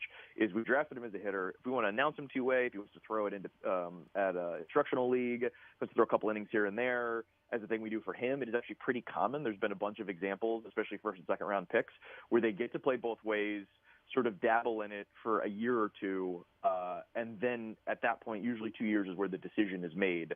So there's a chance that he does it sort of alongside to a much lesser degree. I would guess he doesn't do it at all, or just does it in the off season, or just does it at instructional league, and maybe there's a quick hook on it. Because I think, if anything, it may slow down the development that we're talking about, because I think that there being a different approach to how he's going to hit in pro ball will need all the attention he has. Yeah, and my concern, I talked about this on Monday on the air, was, if they want him to be a two-way player and he wants to do that, then, his arm, like if they start him at high A, or heck, even double A, if they feel like his bat is that advanced to start at high A or double A, his arm is not that. And so wherever he's hitting, his arm is going to be behind that. You can't pitch in single A, low A, and then go hit in double A. Like, you've got to go and advance at the same level. And it's a good point about, okay, off to the side, in time off, in the instructional league, things like that, to where you pitch. But when you're at double A, you're not going to be out there on the mound in games. We need you there hitting, and you can work on pitching a little bit here and there, but your ticket to the big leagues is with the bat, and that's going to make you a perennial all-star. What do you, Kyler McDaniel's our guest from ESPN. What do you think his future position is? You mentioned, above average at first base, but quick enough to play right or left field, maybe passable in center field. Some scouts say, could be the case. If you're projecting and looking ahead in a couple of years, what position is Jack Caglione an all-star at? I think it depends what the team needs. Some teams, we'll see, with like Tampa Bay, where just every year they have a different sort of platoon of DH first base types, or their second baseman that isn't playing then plays first. If teams sort of like that first base DH spot as like a way station, or we rest guys over here, or every year we sign a guy 1 year, $4 million and try a different one, then putting him further up the defensive spectrum in right field, I think can make some sense. If a team evaluates him as, this is an above average to plus defensive first baseman, which some people think that. He also DH'd a good bit in college based on when he was pitching. So there's not a huge sample, but it seems like he's at least average, if not a little above at first base. If they think he's an asset there, then I think, they probably leave him there. And then also, since everyone, has the DH spot, obviously Kansas City does as well, then that spot can be the sort of rotate in and out part of the lineup. But he hasn't really played right field. That's more of a thing we think he can do. Mm-hmm. I would imagine it would play at the level of his tools, which would be about average. So I don't think he's necessarily an asset out there, but obviously he has a big arm. And so maybe you think, let's get him some reps in right field. We think he could be above average when you consider the arm, and so that is just as valuable as above average at first base. In reality, I think it's probably he has a chance to play both, and then based on what the team has, it's one or the other. It's not quite the same as like, this guy plays shortstop and first base, where there's wildly different value and team building around it. They're both, kind of similar. And I also think another thing that hasn't been brought up a whole lot, he hit more home runs off lefties this year than he did righties. He is not going to get platooned. So that's another thing that, could be a hesitation from teams when they're talking about a left-handed hitter that you're not sure what he's going to be. They're like, one of the answers could be, he'll be good, but not good enough against lefties, so he'll be a platoon guy. And for whatever reason, Cags is really good against left-handed pitching. And there's like a big enough sample, because usually in college you don't get a big enough sample against guys 95 with a good breaking ball to know that. It actually is one of the rare guys where it actually seems to be a meaningful sample and a meaningful difference in performance. In some cases, he's actually better against lefties, which is kind of unbelievable, which I think also speaks to just his raw physical ability, that's not really a thing you could teach somebody. It's sort of just tied to the ability of comfort and the ability of your eyes to sort of recognize pitches, and he just seems to be really good at that. Is there anybody like Bazzano or maybe Condon or Nick Kurtz? Are they concerns of, platoons? Is, like Nick Kurtz batting lefty, is he a guy that, might be a platoon concern? Kurtz has sort of the baseline level where the statistical theory is based on you basically need 5 full seasons to see if a guy is good, and by the end of the 5th season, he's now a different player than he was at the beginning of the 5 seasons. Mm-hmm. So usually telling if someone is a platoon risk, it takes multiple years into the big leagues to really know. Yeah. James Tibbs, who went 13th out of Florida State, his splits at the same level I was talking about with Caglione are much worse lefty versus lefties and righties, and he's a left-handed hitter. He's probably the first guy where that was a real conversation, whereas at Kurtz, I think it's something you consider and sort of see how it plays out. Bazzana, not that much of a concern, but Caglione is an outlier. Like over the last 5 or 10 drafts, there haven't been a guy that's a left-handed hitter that has that level of precision against same-side pitching. Kyler McDaniel from ESPN is our guest. Last one on this, and then I want to get your thoughts on David Shields. Weatherholt was there as well, and there are some people in town, which understandable, said they'd rather seen the Royals take Weatherholt. If all things being equal, farm system doesn't matter, big league, what the major league looks like this year, if Caglione and Weatherholt are on the board, who are you taking? So I ranked Weatherholt. I basically broke it down that I said Bazzana and Condon were a coin flip at 1 and 2. I slightly preferred Condon. And then I had Weatherholt and Caglione as a coin flip at 3 and 4, and I leaned toward Weatherholt. What doesn't always get captured in that is I think after turning in my rankings, I mean, I've been scouting Caglione for 5 years, but after turning in my rankings until draft day, I think I turned myself around on it, and I think I now slightly prefer Caglione. I think I had them 37th and 39th on a top 100 after they signed. Interesting. So it was essentially flat there. And I think if I'm in any given draft room where I get to hear the additional color that they have that I didn't have, but even just learning, a little more about the splits and some of the things that I was aware of but didn't sort of fully factor in, hearing from some of the college coaches, I was like, I think I actually would have Caglione third now if I could re-rank them again. So I would lean toward him. And they're also, wildly different types of players. Obviously, Caglione, I'm talking about, Judge and these sorts of guys. That's the kind of physical presence he is.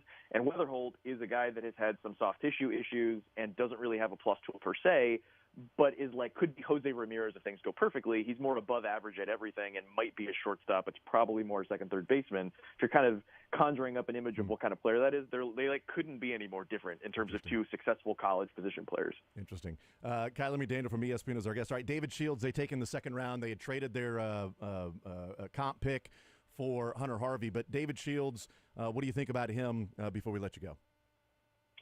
He was long tied to the Royals. It was actually somewhat ironic. I used to work for the new Royal scouting director, Brian Bridges, when he was at the Braves and I was at the Braves. I think I saw 11 high school pitchers this spring, and he was at every single game that I went to. Every scout I talked to was like, oh, they're obviously going to take 5 high school pitchers because this guy's at every game for every high school pitcher. And I was like, I don't know how he's doing this. He doesn't have my schedule. We keep showing up at the same place. But Shields was one of those pitchers. Over the summer, he's young for the class. He's still 17 and will be for a couple of months. He was looked at a guy that was projected to have a big velo bump. He was 88 to 92 over the summer. Came out, had mono, and early was sitting in the low 90s, and scouts were like, oh, give him a month. He's going to be sitting 92 to 95. He's going to go in the first round. It just never happened.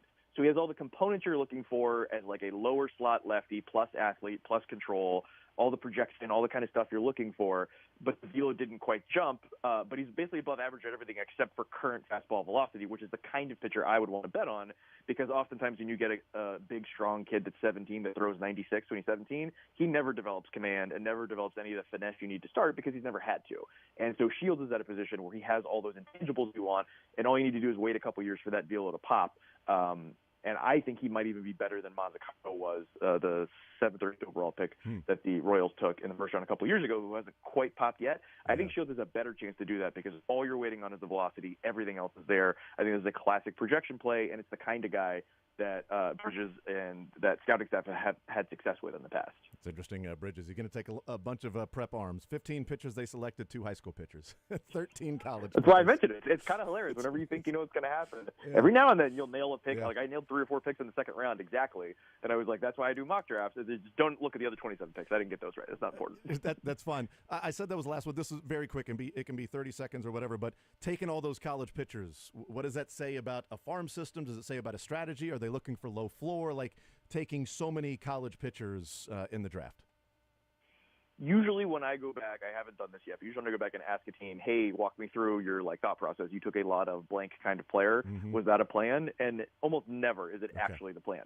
I would imagine they probably lined up a bunch of pitchers, and these are the qualities we like and the kinds of guys we like, and it turned out the high school players we wanted asked for too much or went right in front of us or whatever that might be. I would imagine they did line up all those high school pitchers that I thought they were on. It seemed like they liked all the agents that they were making calls on, and I think they just ended up with the amount of money and the board lining up that it was more college pitching. I would buy that they were looking to build pitching depth, though. That is something that I think was probably a strategy, and it just happened to be a couple more college guys than they were expecting. Kylie McDaniel from ESPN does a fantastic job covering the draft. Kylie, thank you so much for the time. I appreciate it. I know it's been a busy week, and have fun now back on the road watching some of these high school kids that are going to be playing and going to be drafted next year. Thank you, sir. Yep, thank you. Absolutely. There's Kylie McDaniel from ESPN. Man, he's so good. Fantastic job. And he was really good on the broadcast on Sunday. And the breakdown of Jack Caglione, we played that, 4.5 minute clip of those guys at the desk breaking down Jack Caglione, and a lot of information there from Kylie about, the potential, the downside, the pros, the cons of Jack Caglione, and, some of the things that may separate himself that might be working in his favor, maybe not working in his favor. And, of course, the David Shields talk. I like that. He could be better than Frank Mazzucato. And they got him in the second round. And there's a lot of projectability, especially from the miles per hour velocity on his fastball. We'll take a timeout. We'll come back, continue rolling more zone next.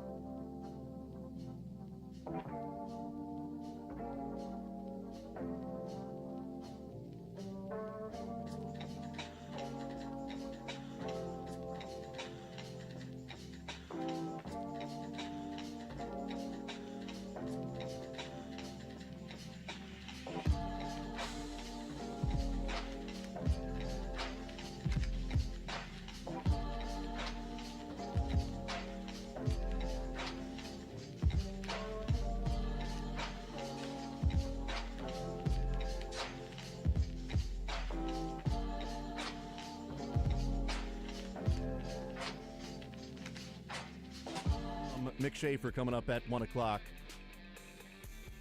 We'll continue talking some a little baseball and certainly some football as well, as we'll hear from Patrick Mahomes and Andy Reid, their press conference yesterday, some clips that came out from that.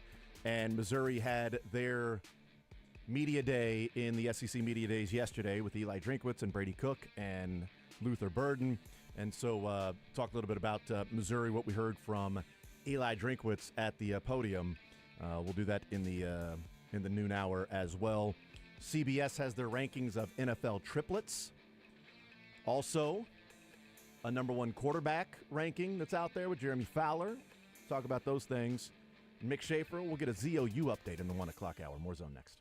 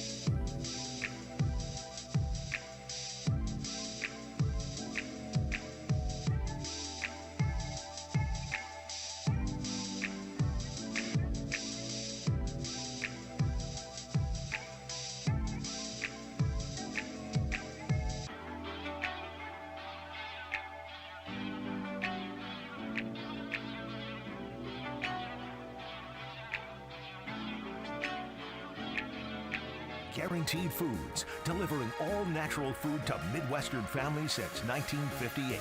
Enjoy healthier food, more free time, free delivery, and better value.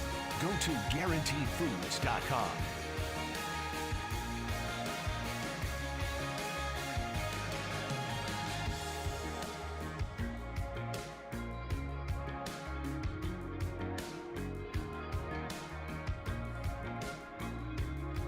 All right, we continue right here on Sports Radio 810 WHB. Jason Anderson with you, Sterling Holmes, Dylan Michaels heading up until 2 o'clock. Mick Schaefer comes up at 1 o'clock, KSHB 41 Sports Director. Thank you to Kylie McDaniel. Real interesting stuff about Jack Caglione. And, obviously we talked about position that he may play in the majors. And we talked with Les Norman yesterday about that. Sterling, you and I discussed that on Monday. My prediction was that he would be the right fielder for the Royals, but not knowing what his ability would be in right field. If he's just going to be a lumbering Hulk out there with a great arm, then is that worth it as opposed to putting him at first base or DHing and finding somebody else that can roam the outfield?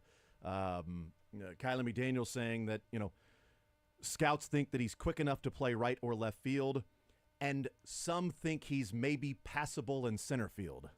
Aaron Judge, which I would think it would be a small percentage of a chance that he would play center field, a la Aaron Judge, especially in Kaufman. But if he's quick enough, exactly, and that's the question: is if you've got the same dimensions at whatever park you're going to be building, is it worth it to have somebody who's not as fast and is more lumbering to play right field, or you make Vinny and Jack your first base DH, or you trade one and get value for that. You trade who may have the lower ceiling, etc. But he said scouts think he's quick enough to play right or left field. One of the things that he said, the negatives around Jack as to why he was there at number 6. And he said, I haven't done the reporting yet with all the teams as to why Caglione was not selected by individual teams and why he was there at number 6. So, each individual team could have their specific reason as to, well, we took Nick Kurtz because of this. If you're the A's, this is why we took Kurtz over Caglione. Okay. But he said, the negative is the chase rate, which is what we talked about. He said, O'Neal Cruz, that O'Neal Cruz has immense potential, but he swings at so many pitches outside the plate and when you're outside of the zone. And when you're in the major leagues, a little different with the pitches that are outside the zone and the movement and what you can do with them, as opposed to amateur, Dominican, Venezuelan leagues, minor leagues, college, different places like that. So the pro is obviously the fact that he's got an 8% strikeout rate, and he had 6 home runs that were hit outside of the zone. So he's not just simply swinging and missing at pitches that are outside. And I asked him how much of this is maybe his chase rate is high because he was being pitched around. And he said, yeah, that's part of it. Because one of the college coaches that was talking to Chris Burke said that Jack was the most dangerous hitter they've ever gone up against. And the guy that, you've just got to be so careful with and everything. So if you're more careful in college, are you coming close to strikes? Are you, or this would have been a strike on the corner, but you're being more careful. So now it's a couple inches outside. Sure. And then Jack takes to left center. Well, that's outside the zone. That's a chase rate that he chased that pitch outside the zone. Well, did he, or did he put it into left center? Right. Because his strikeout rate was 8%. That's not like he's chasing and striking out at a crazy degree. He cut it in half. It was like 18% last year, and then it was 8% this year. We have seen guys with high chase rates be effective in Major League Baseball. Yeah. But it is now talking about outliers. Well, he brought up Bobby Witt. Bobby Witt Jr. Bobby Witt made the adjustment. Bobby made the adjustment, and you've seen it from his rookie year to his sophomore season to now his third year in the majors. You've seen if you look at just the numbers, it's kind of interesting seeing the progression. Although we chased a little bit too much on Monday night. The home run derby. Fair. Tough but fair. He was trying to protect his brother-in-law there, I think. He was trying to protect him. But we've seen, I think, locally, the best one is Salvador Perez. Mm-hmm. Yeah. He's perpetually at the top of the chase rate, and we have seen him hit home runs well out of the zone. And would Salvi be better if he didn't chase as much? Of course he would be better. but Salvador Perez is still one of the best hitting catchers in this era, while still being the highest chase rate of any catcher in this era. And then again, I don't always like using Hall of Famers because, again, now we're talking outlier, but that was Vladimir Guerrero. Oh, yeah. That was Yeah, senior. He mentioned Vlad. And I don't mean to say he took him always for home runs. I don't think it's going to translate necessarily, but outside the zone, he's still doing damage, singles, doubles, and that just comes with the natural ability. Now, again, I think being pitched around, it was such a valid viewpoint. I think it's one. He had more intentional walks than he had strikeouts last year. And so we'll see. Is that a guy who chases too much because he has a poor eye? Or is it a guy who chases because in college you can get away with that more so than in Major League Baseball? That's the distinction we have to make. But there is still, again, two guys that initially come to mind, Vladimir Guerrero and then locally in Salvi, that have had great, long, illustrious careers that has not affected them. Yeah, and he mentioned, in high school, but then early on in his minor league career, Bobby Witt was a guy that chased too much. Strikeout rate was high. He was chasing outside the zone, and there was a concern that if that never improved, he could never meet his potential. He'll never get to how good he can be if he doesn't stop chasing pitches outside the zone. Well, he's not doing that as much, and we're seeing the potential for how good Bobby Witt can be and one of the best players in baseball. He made that adjustment. There was another point Kylie brought up with Jack Caglione that I thought was really interesting in comparison to Bazzana and Nick Kurtz. Kurtz went number 4 to the A's. Bazzana went number 1 overall to the Guardians. And he said those guys, as opposed to Jack Caglione, had low swing rates. And he pointed out that, in college, it's tougher for college pitchers to consistently find the strike zone. Once you start to get into the higher levels of the minor leagues and certainly the big leagues, those guys are hitting the strike zone a lot more often with more consistency than you're seeing in college, even in the SEC, right? But college pitchers don't throw as many strikes. They're not nearly as consistent.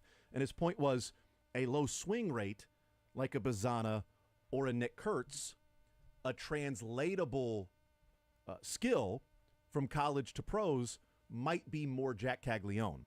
And he said the reasoning is with Bazzana and Kurtz, if you're not swinging as much, do you have a great eye? That could mean you have a great eye.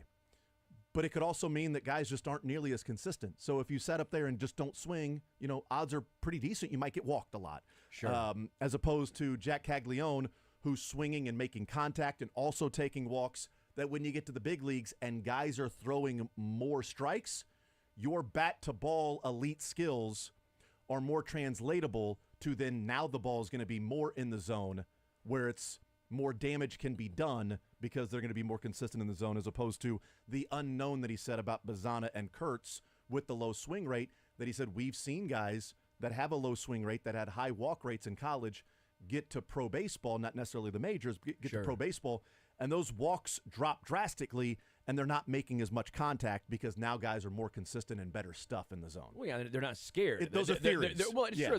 Okay, in college you might be the guy. All of a sudden now you're at the bottom of the totem pole. Yeah. Those pitchers who are now throwing 97 with accuracy, they're just going to say, okay, we'll go at you. Good luck hitting us. And going back to Bobby very quickly here, his chase rate this year, 22nd percentile. 100 percentile is the best. 22nd percentile, not great. Look at the numbers Bobby's putting up still with the chase rate he has. And again, if you want to almost like a Jack Tawney sort of comp, Bobby Witt, 22nd percentile in chase rate, 80th in strikeout rate. So he chases a lot, Bobby does. But he doesn't strike out a lot. And that's a little bit what Jack Caglione is doing. What he kind of did in college. He had a 40% chase rate and an 8% strikeout rate. I think it's absurd. Again, he had a longer hitting streak in games than he did total strikeouts last year. He had a 30-game hitting streak and like 24 strikeouts last year. And one of the things that also came up in that conversation, which is always going to be a question around lefties, and especially around the Royals with Matt Quattrero as your manager. It's those platoons, the lefty-righty splits. Matt Quattrero really, really likes his left-right matchups, okay? Really likes them. I like Matt Quattrero as a manager. I think he can get a little bit too in the weeds with, well, I'm not going to pinch hit with Michael Massey here. I'm going to pinch hit with Nick Lofton because there's a lefty on the mound. okay, no, I'm gonna keep Dyron Blanco in the game as opposed to bringing on Michael Massey or Vinny as a pinch hitter because there's a lefty on the mound. By the way, how quickly does Dyron Blanco needs to get some Yeah. starting reps? Right. That went by the wayside pretty quick. Yeah, like I think some of that's understandable. Not the Dyron Blanco, but the left-right, splits and matchups. But Caglione said is not a risk whatsoever of that. Said he's got more home runs against lefties this year than he did against righties, and his profile as a left-handed hitter against left-handed pitchers is something they haven't seen in the draft in the last 5 or 10 years. That he hits so well against left-handed pitchers that there is not even a thought of having a platoon issue for Caglione or having his splits be dramatic. And he mentioned a kid from Florida State that went number 13 that he said that's the first place you get to where there's a dramatic, he bats left-handed, and it's a dramatic split shift from the damage he does against righties and the nothing he does against lefties. That it's a real concern, is he going to have to platoon in Major League Baseball? And he went 13th overall. Yeah. So there's certainly some things and elements that are in Jack Caglione's favor of becoming a perennial all-star, which is what Kylie McDaniel thought he would become, saying a perennial all-star. And my question was what position he's going to be a perennial all-star at. And, of course, the answer was depending on the organization. He can be an above-average first baseman, and so some teams may look at it and go, if I can get above-average first base play from this guy, I'm going to put him at first base and leave him alone. Sure. Some may look at it and go, no, our DH in first base is just, as he called it, a way station. It doesn't matter. Fat kid can hit, put him at first base. He's more athletic than that, so they'll find a different position, whether that's right or left field. So sort of depends on the player or the organization he's in. What do we think this does for Vinny? Because Vinny and Pasquantino is now no longer the hot new thing on the block, right? That was the whole thing. He struggled this year, obviously, in 2022. Everyone was super excited about Vinny. Vinny's going to become part of the face of the franchise, if you will. And then he got injured last year, and he wasn't necessarily playing great last year before the injury. This year, he's pretty much right in line with what he was last year pre-injury. We all thought he was going to bounce back to 2022. He has, and he's been fine. As of late, he's I know this because the last time we did the ZOUs, because Vinny was the over-under we had for Vinny was 299, and I'm the only idiot that took the over. Yes. I wonder how low we could have gone before anybody would have taken an over. Like, what number could I have got Vinny at to still be the only one on the over? But 284 and a half is what would have been mine, 285. Point being, last time we did the updates, he was batting 229. Okay. Now he's batting 249. So he's raised his batting average by 20 points in a matter of 5 weeks or so. My thought process, though, for Vinny is we'll see now that there's a lot of, I don't want to say a lot of pressure, but a good amount of pressure on him now, right? If Jack Caglione's just tearing it up in Double-A this year, all of a sudden next year there might be a little pressure on him. It gets a little hot. Is he going to make his debut in 25? And if he does, what position is he making his debut at? Right. And so I'm intrigued to see how Vinny handles this. If he comes back and he's pressing at the plate, he's trying to do too much, or if this almost locks him in a sense of, all right, no, he ain't taking my job.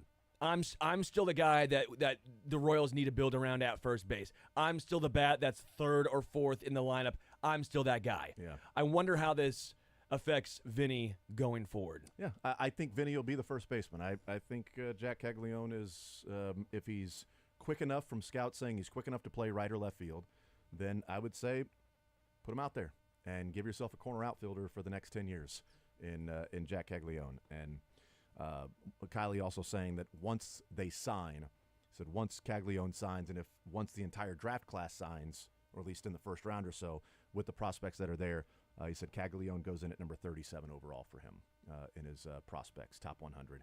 Caglione, once he signs, will be number 37. And, of course, when Bazana and Condon and those guys sign as well, that he's already the number 37 prospect in all of baseball, and he hasn't touched a bat or a ball in pro ball yet. And that's big for a Royals minor league system that's been devoid of top-end talent. They have one, Blake Mitchell, in the top 100. That's it. And he ain't near 37. No. So he's not near the top 50. We'll take a timeout. We'll come back. I want to hear from Patrick Mahomes and Andy Reid, and then we'll also hear from Eli Drinkwitz this hour as well. We continue rolling along a Wednesday edition of The Zone at Sports Radio 810 WHB.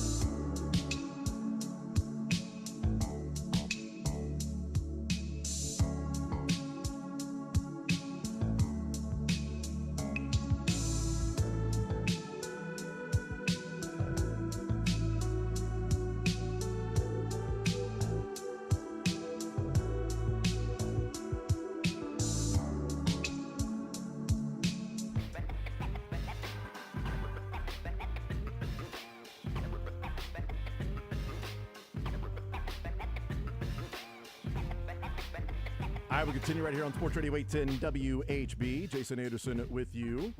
Sterling Holmes, Dylan Michaels. I think this would have been, I got to do the math, 2021. So the summer of 2021 is when Ben Kudrna and Carter Jensen were drafted. Local kids, high school kids. They were both going to LSU. Pretty positive Ben was going to, I know Carter was going to LSU, but pretty positive Ben was going to LSU as well. So that would have been the 2022 would be their freshman year. 23 would be their sophomore.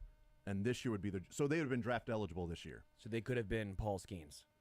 Well, no, honestly, I wonder, they took Carter Jensen in the 3rd round out of high school. Yeah. If he goes to college, is he a top 15 pick this year?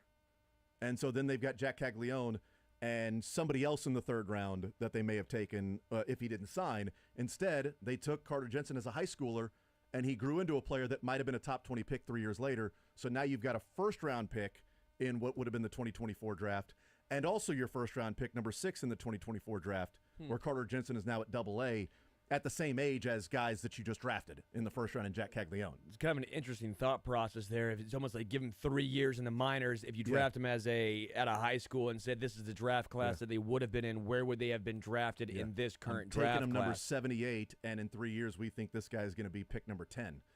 In the draft, or has potential to be pick number 10. I don't know. I don't know where Carter Jensen would be, because we don't know what he would look like at LSU.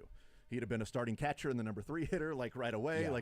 We had the LSU coach on and or talked to him, and he was just like, "Yeah, we know we're not getting. We know he's signing, but that guy was that guy was going to be our catcher. The great white buffalo. It's like, oh man, what could have been? Yeah, that guy was going to be a part of our.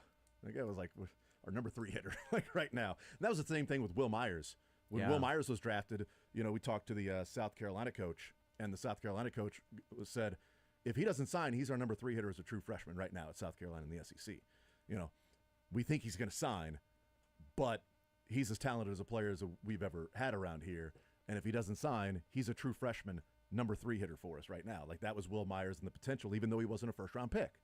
Right? I mean, he was drafted in the 2nd or 3rd round? I can't even remember what round they 3rd round. 3rd round pick in Will Myers out of high school. But he was clearly much better than where they took him, because they went over slot to keep him from going to South Carolina.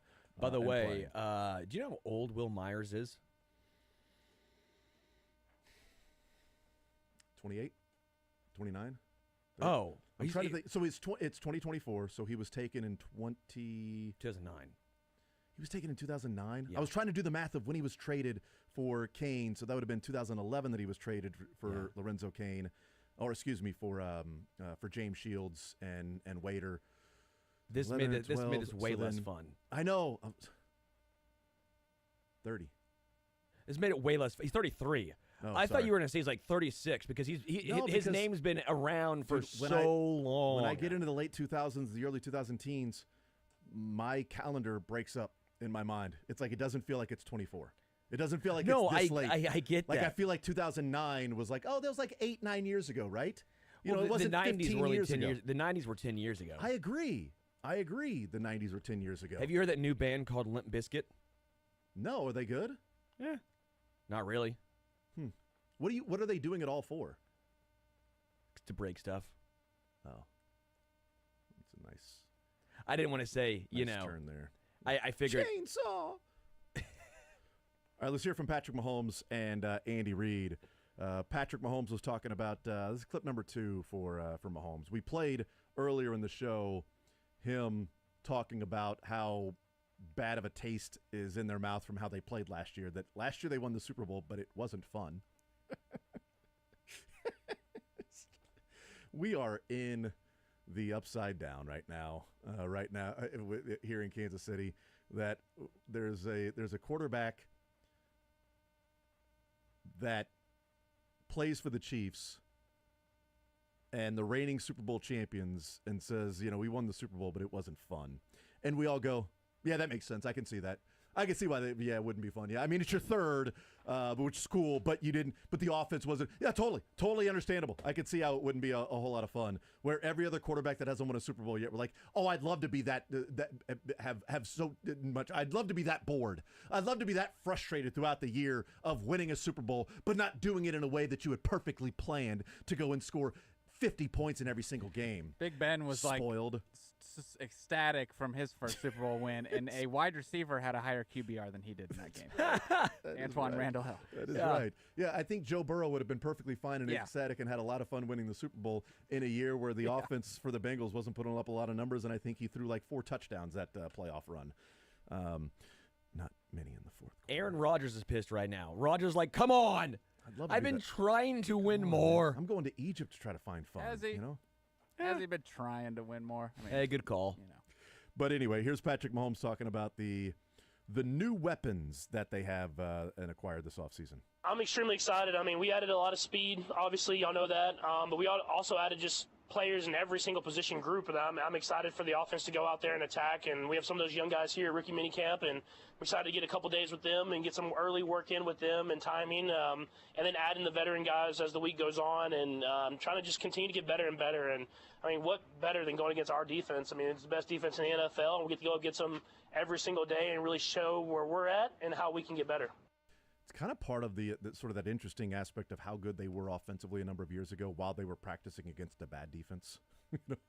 And then last year, the offense struggled while they were going through training camp against one of the best defenses in the NFL. Like, that would have got them prepared to play much lesser defenses throughout the year. It didn't translate Maybe like it just kills your confidence. That's what it is. That's it. It's just a confidence killer. Yeah, Kadarius Toney, if it wasn't the fact that he went against the Chiefs defense throughout training camp, he would have killed it last year. If he was going up against Eli Apple in training camp, Kadarius would be Jerry Rice right now. That's exactly right. A lot of people are Jerry Rice when they go up against Eli Apple. It's a great point. Let's play clip number 4. Let's skip to clip number 4 because I want to come back to clip number 3 for something else. But clip number 4, Todd Lebo asked Patrick Mahomes about, everybody's at camp this year. Like, there's not that drama. Last year we were asking about Chris Jones and things like that. So the feel of camp when you know that everybody's showing up. It's always good to have everybody in the building, especially vets and guys I've built great relationships with. And so it doesn't – I'm not going to say it's awesome to see him on the other side of the ball because he can disrupt the play kind of whenever he wants. But it's always good to have everybody here because we all try to, like I said, build this brotherhood. And when we go through these tough days at camp and Coach Reed puts us to the test so that when we get in games, we can come together and really go out there and find ways to win. And I think that's why we've been able to have all these kind of late finishing comeback type of wins because Coach Reed tests us every single day. 2 years ago, 2 training camps ago, it was no Tyreek Hill. So that was a big question. What are they going to look like without Tyreek Hill? It's a rebuild year, right? Rebuild, no Tyreek Hill. Retool. Rebuild, retool. I'll retool you. Rebuild year, figuring some things out, restructuring, whatever it might be. That was that training camp. Last year was about Chris Jones. Where's Chris Jones at? Why is he not there? Every week. It's like, Chris, the pads are coming on. Now Chris Jones is going to show up. Like, there's no reason for him to not show up now. The pads are on. Well, he'll be there before the first preseason game. Okay, it wasn't before that one. But the second preseason game is when it really starts to get interesting. Okay, well, he'll be there when they break camp. He doesn't want to go to St. Joe. So when they head back to Kansas City, then he'll show up. Week 2, he'll definitely be there, which we nailed it. Nailed it the whole time. There isn't that drama. There isn't like some bigger theme except for can you win 3 straight Super Bowls? Like, just not, can you overcome no Tyreek Hill? Where's Chris Jones? The drama behind that. So maybe that's why Rashee Rice did it. He needed drama. Everyone knows that you need a little bit of drama. That's a great point. To really. Yeah. But even that, like, we don't know what the suspension is. He may or may not even be suspended at the beginning of the year, but he'll be at training camp. There's no contract dispute. There's no holdout. There's no players being asked and having to go, well, that's the business side. We love him, and whenever he gets here, we'll get ready to go, and he's taking care of that, and everybody's got to take care of their own business, and when he gets here, full speed ahead. But right now, we're trying to get ready for the season. So you're saying you need a holdout. You're saying you want to see a Chiefs holdout. If they don't win the Super Bowl this year, what we're saying is the last 2 training camps, they've had some sort of drama, and then nothing this year. What are we doing here? What are we doing?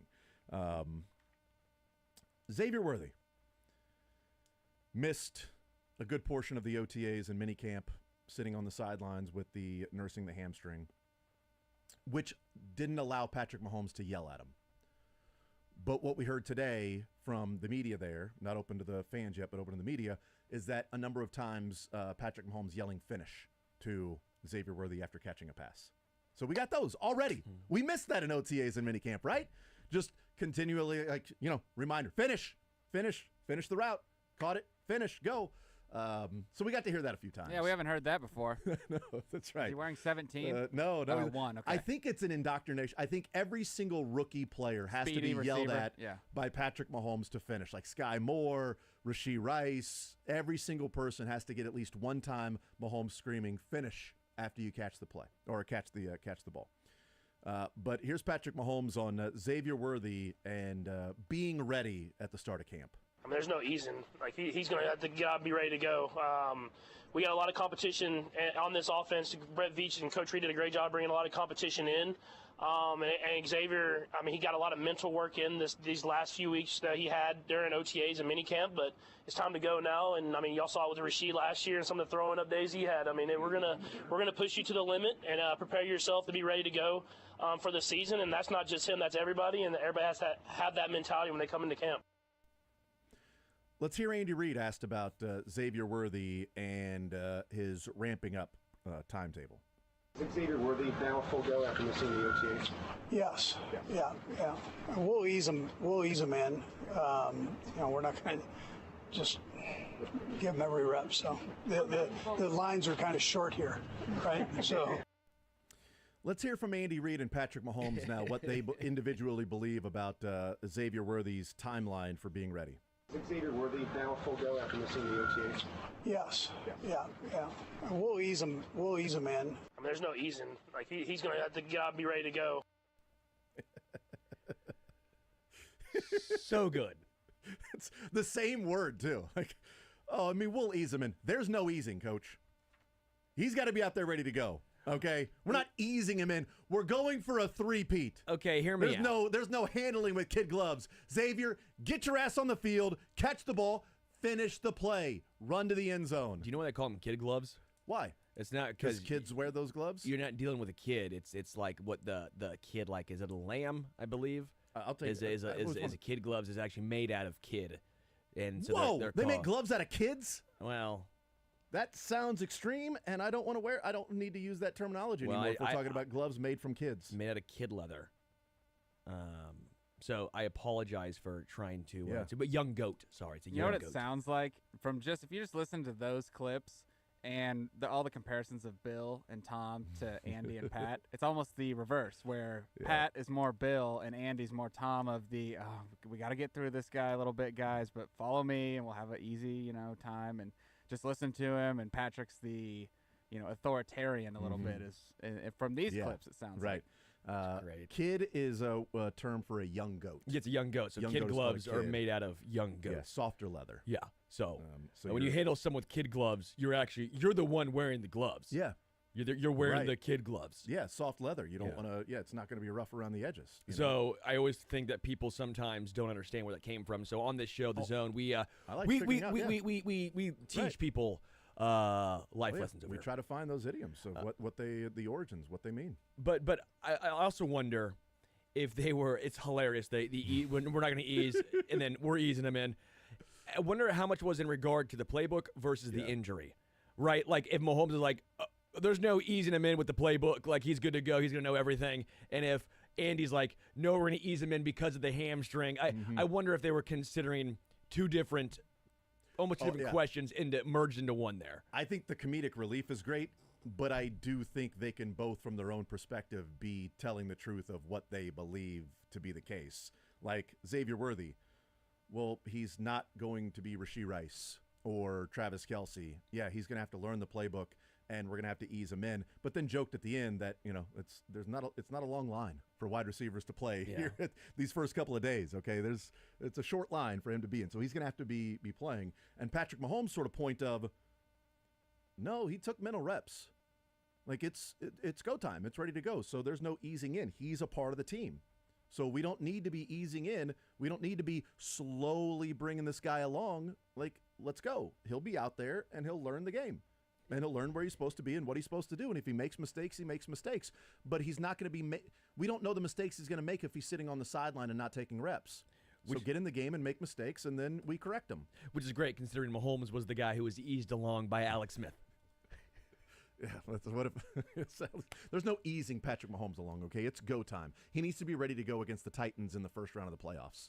Right, he needs to be ready to be out there. And to that point, oh, man. he was, according to half the team. Well, we saw him the very next. I don't know how much better he got from the last few weeks of the season to then week 1 the next year, where he wasn't, quote-unquote, ready to go in. This doesn't get enough play. run about that Denver game. He beats the starting Denver lineup with the practice squad the Chiefs had because we were sitting our starters. Then they took him out of the game, and they put in a Tennessee quarterback. Oh, my gosh, I know. The I kid wanna say that Oh, great arm. I think it's going to be great. I watched him in person. Yeah, Tyler Bray. Tyler Bray.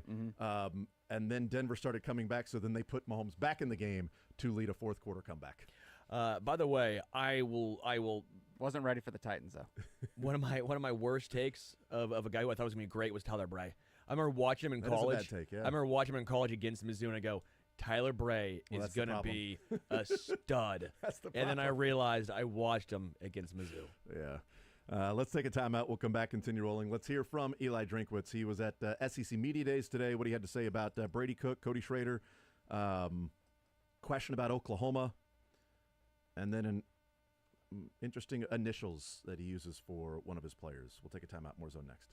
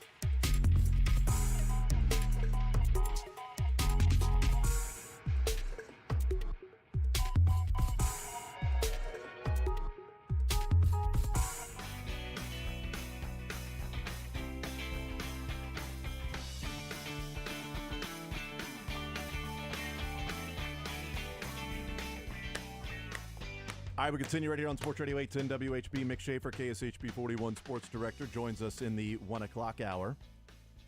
Eli Drinkwitz in Missouri had their time at the podium yesterday. We heard from Chris Kleiman and Lance Leipold. Last week we were in Tahoe. Todd was in Vegas, and they were at the podium with the media days for the Big 12. Eli Drinkwitz yesterday at the podium yesterday afternoon. Let's hear this clip. He goes back and he was asked about this time last year. The question was essentially, this time last year you were trying to tell people about Brady Cook, that Brady Cook was, going to be the quarterback, and people may or may not have thought that, the competition was legit as to who you wanted to be the quarterback. But now a year later, he's your quarterback. So what have you seen from Brady Cook from media day to media day? I think what Brady has done is continually demonstrated a competitive spirit and a standard of excellence. He's earned the respect of everybody in our locker room, not just on the offensive side of the ball, but in every aspect of our organization, from the coaches to the players to the nutritionists, because of his consistent nature. We talk about developing an elite edge. Brady's never having a bad day. It didn't matter if his girlfriend had broken up with him or if he had thrown an interception. He just loves coming to work, being in the training room.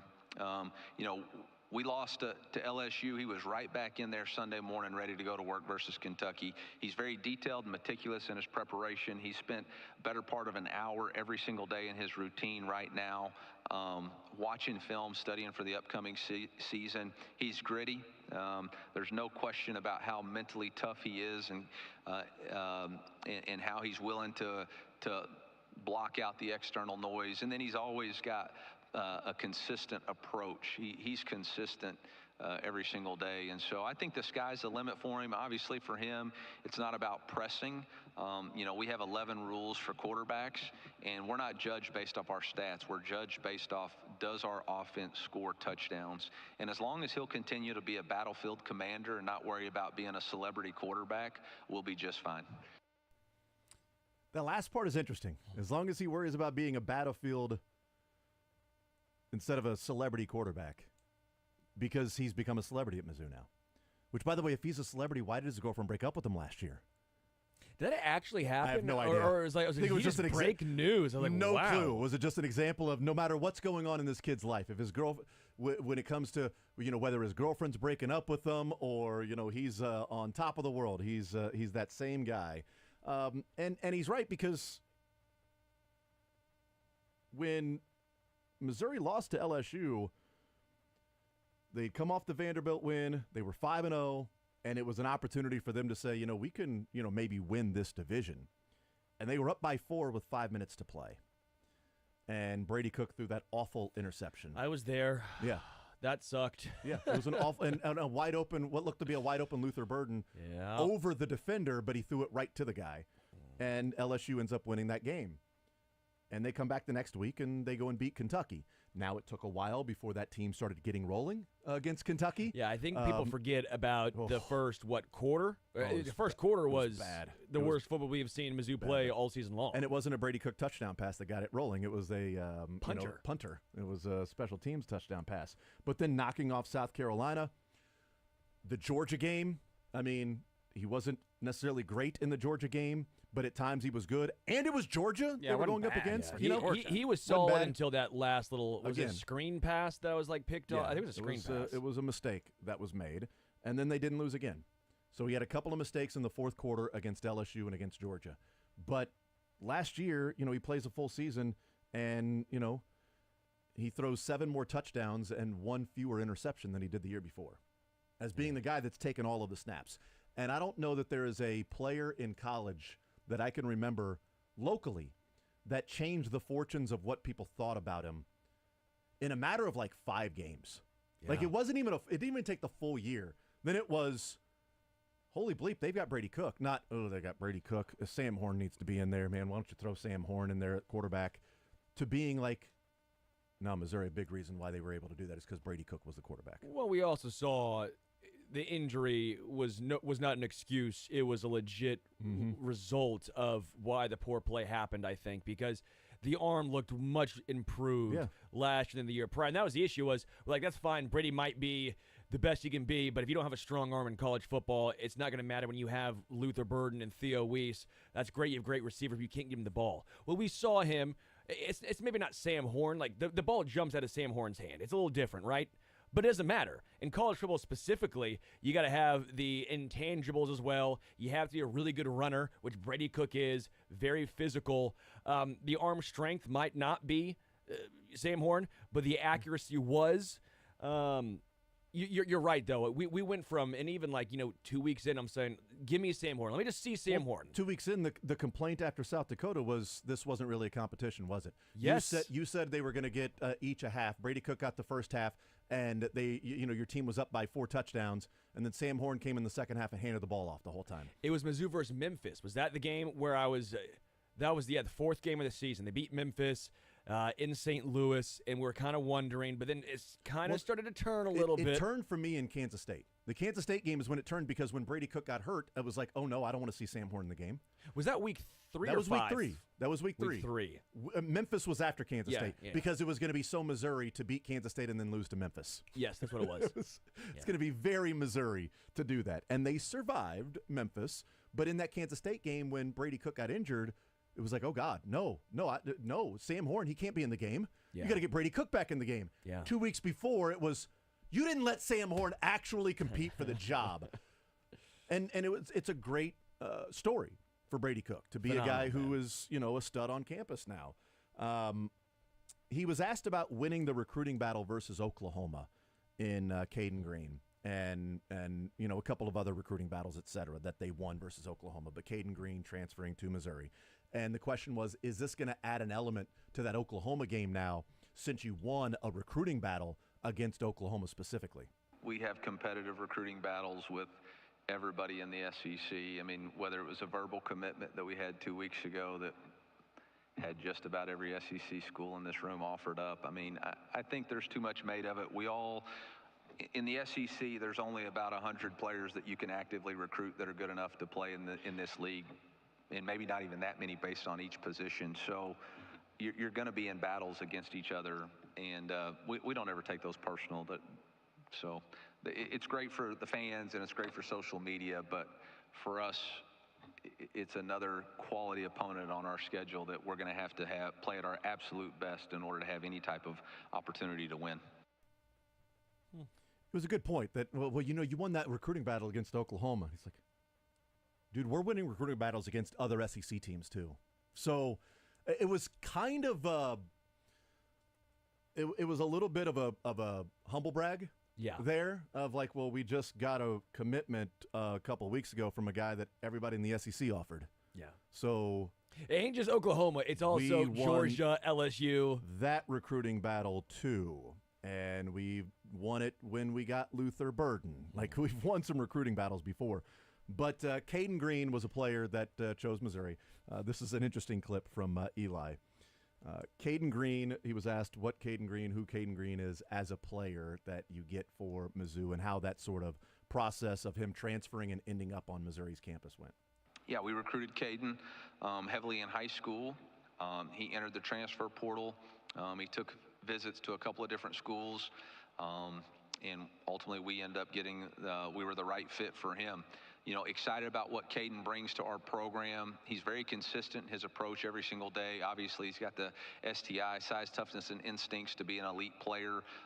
Demonstrated that capability last year on the football field. And so for us, he's provided a lot of position flexibility. I've been very impressed with the humbleness of his approach. Him and Coach Jones have a tremendous relationship. They are consistently communicating about him being a tackle or a guard and what's best for our team and what's best for him. And ultimately, he just wants to win and wants to be a part of our football team. I think him and Armand Mimbu, who are high school teammates, got a great relationship. They push each other every single day to be a little bit better. And I think he's been a really good addition to our football team. Caden Green has an STI. Size, toughness, and instincts. Well, obviously. I love how he prefaces it by saying, well, obviously he has STI. Yeah.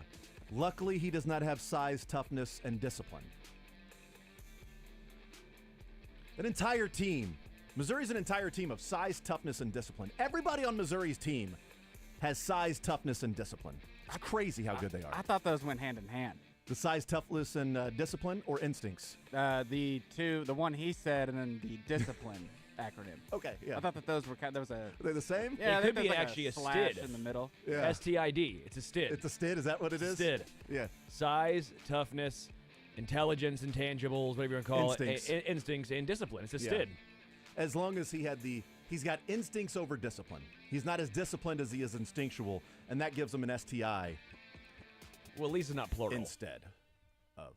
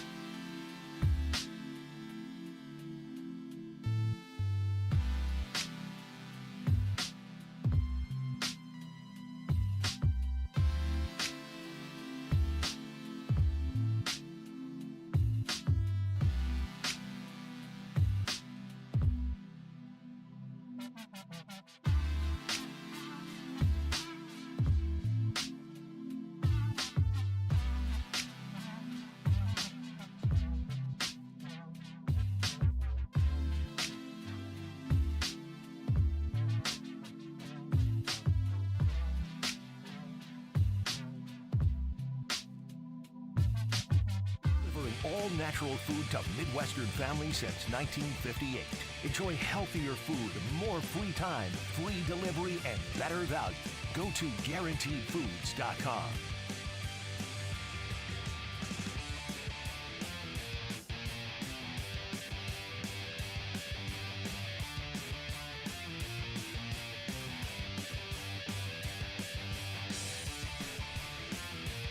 All right, Mick Schaefer's going to join us here in the zone. We will get an update to the ZOUs.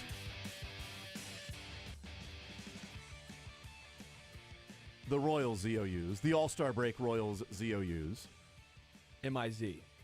No, the ZOUs. The zone over-unders. I get it. Okay. We do the zone over-unders.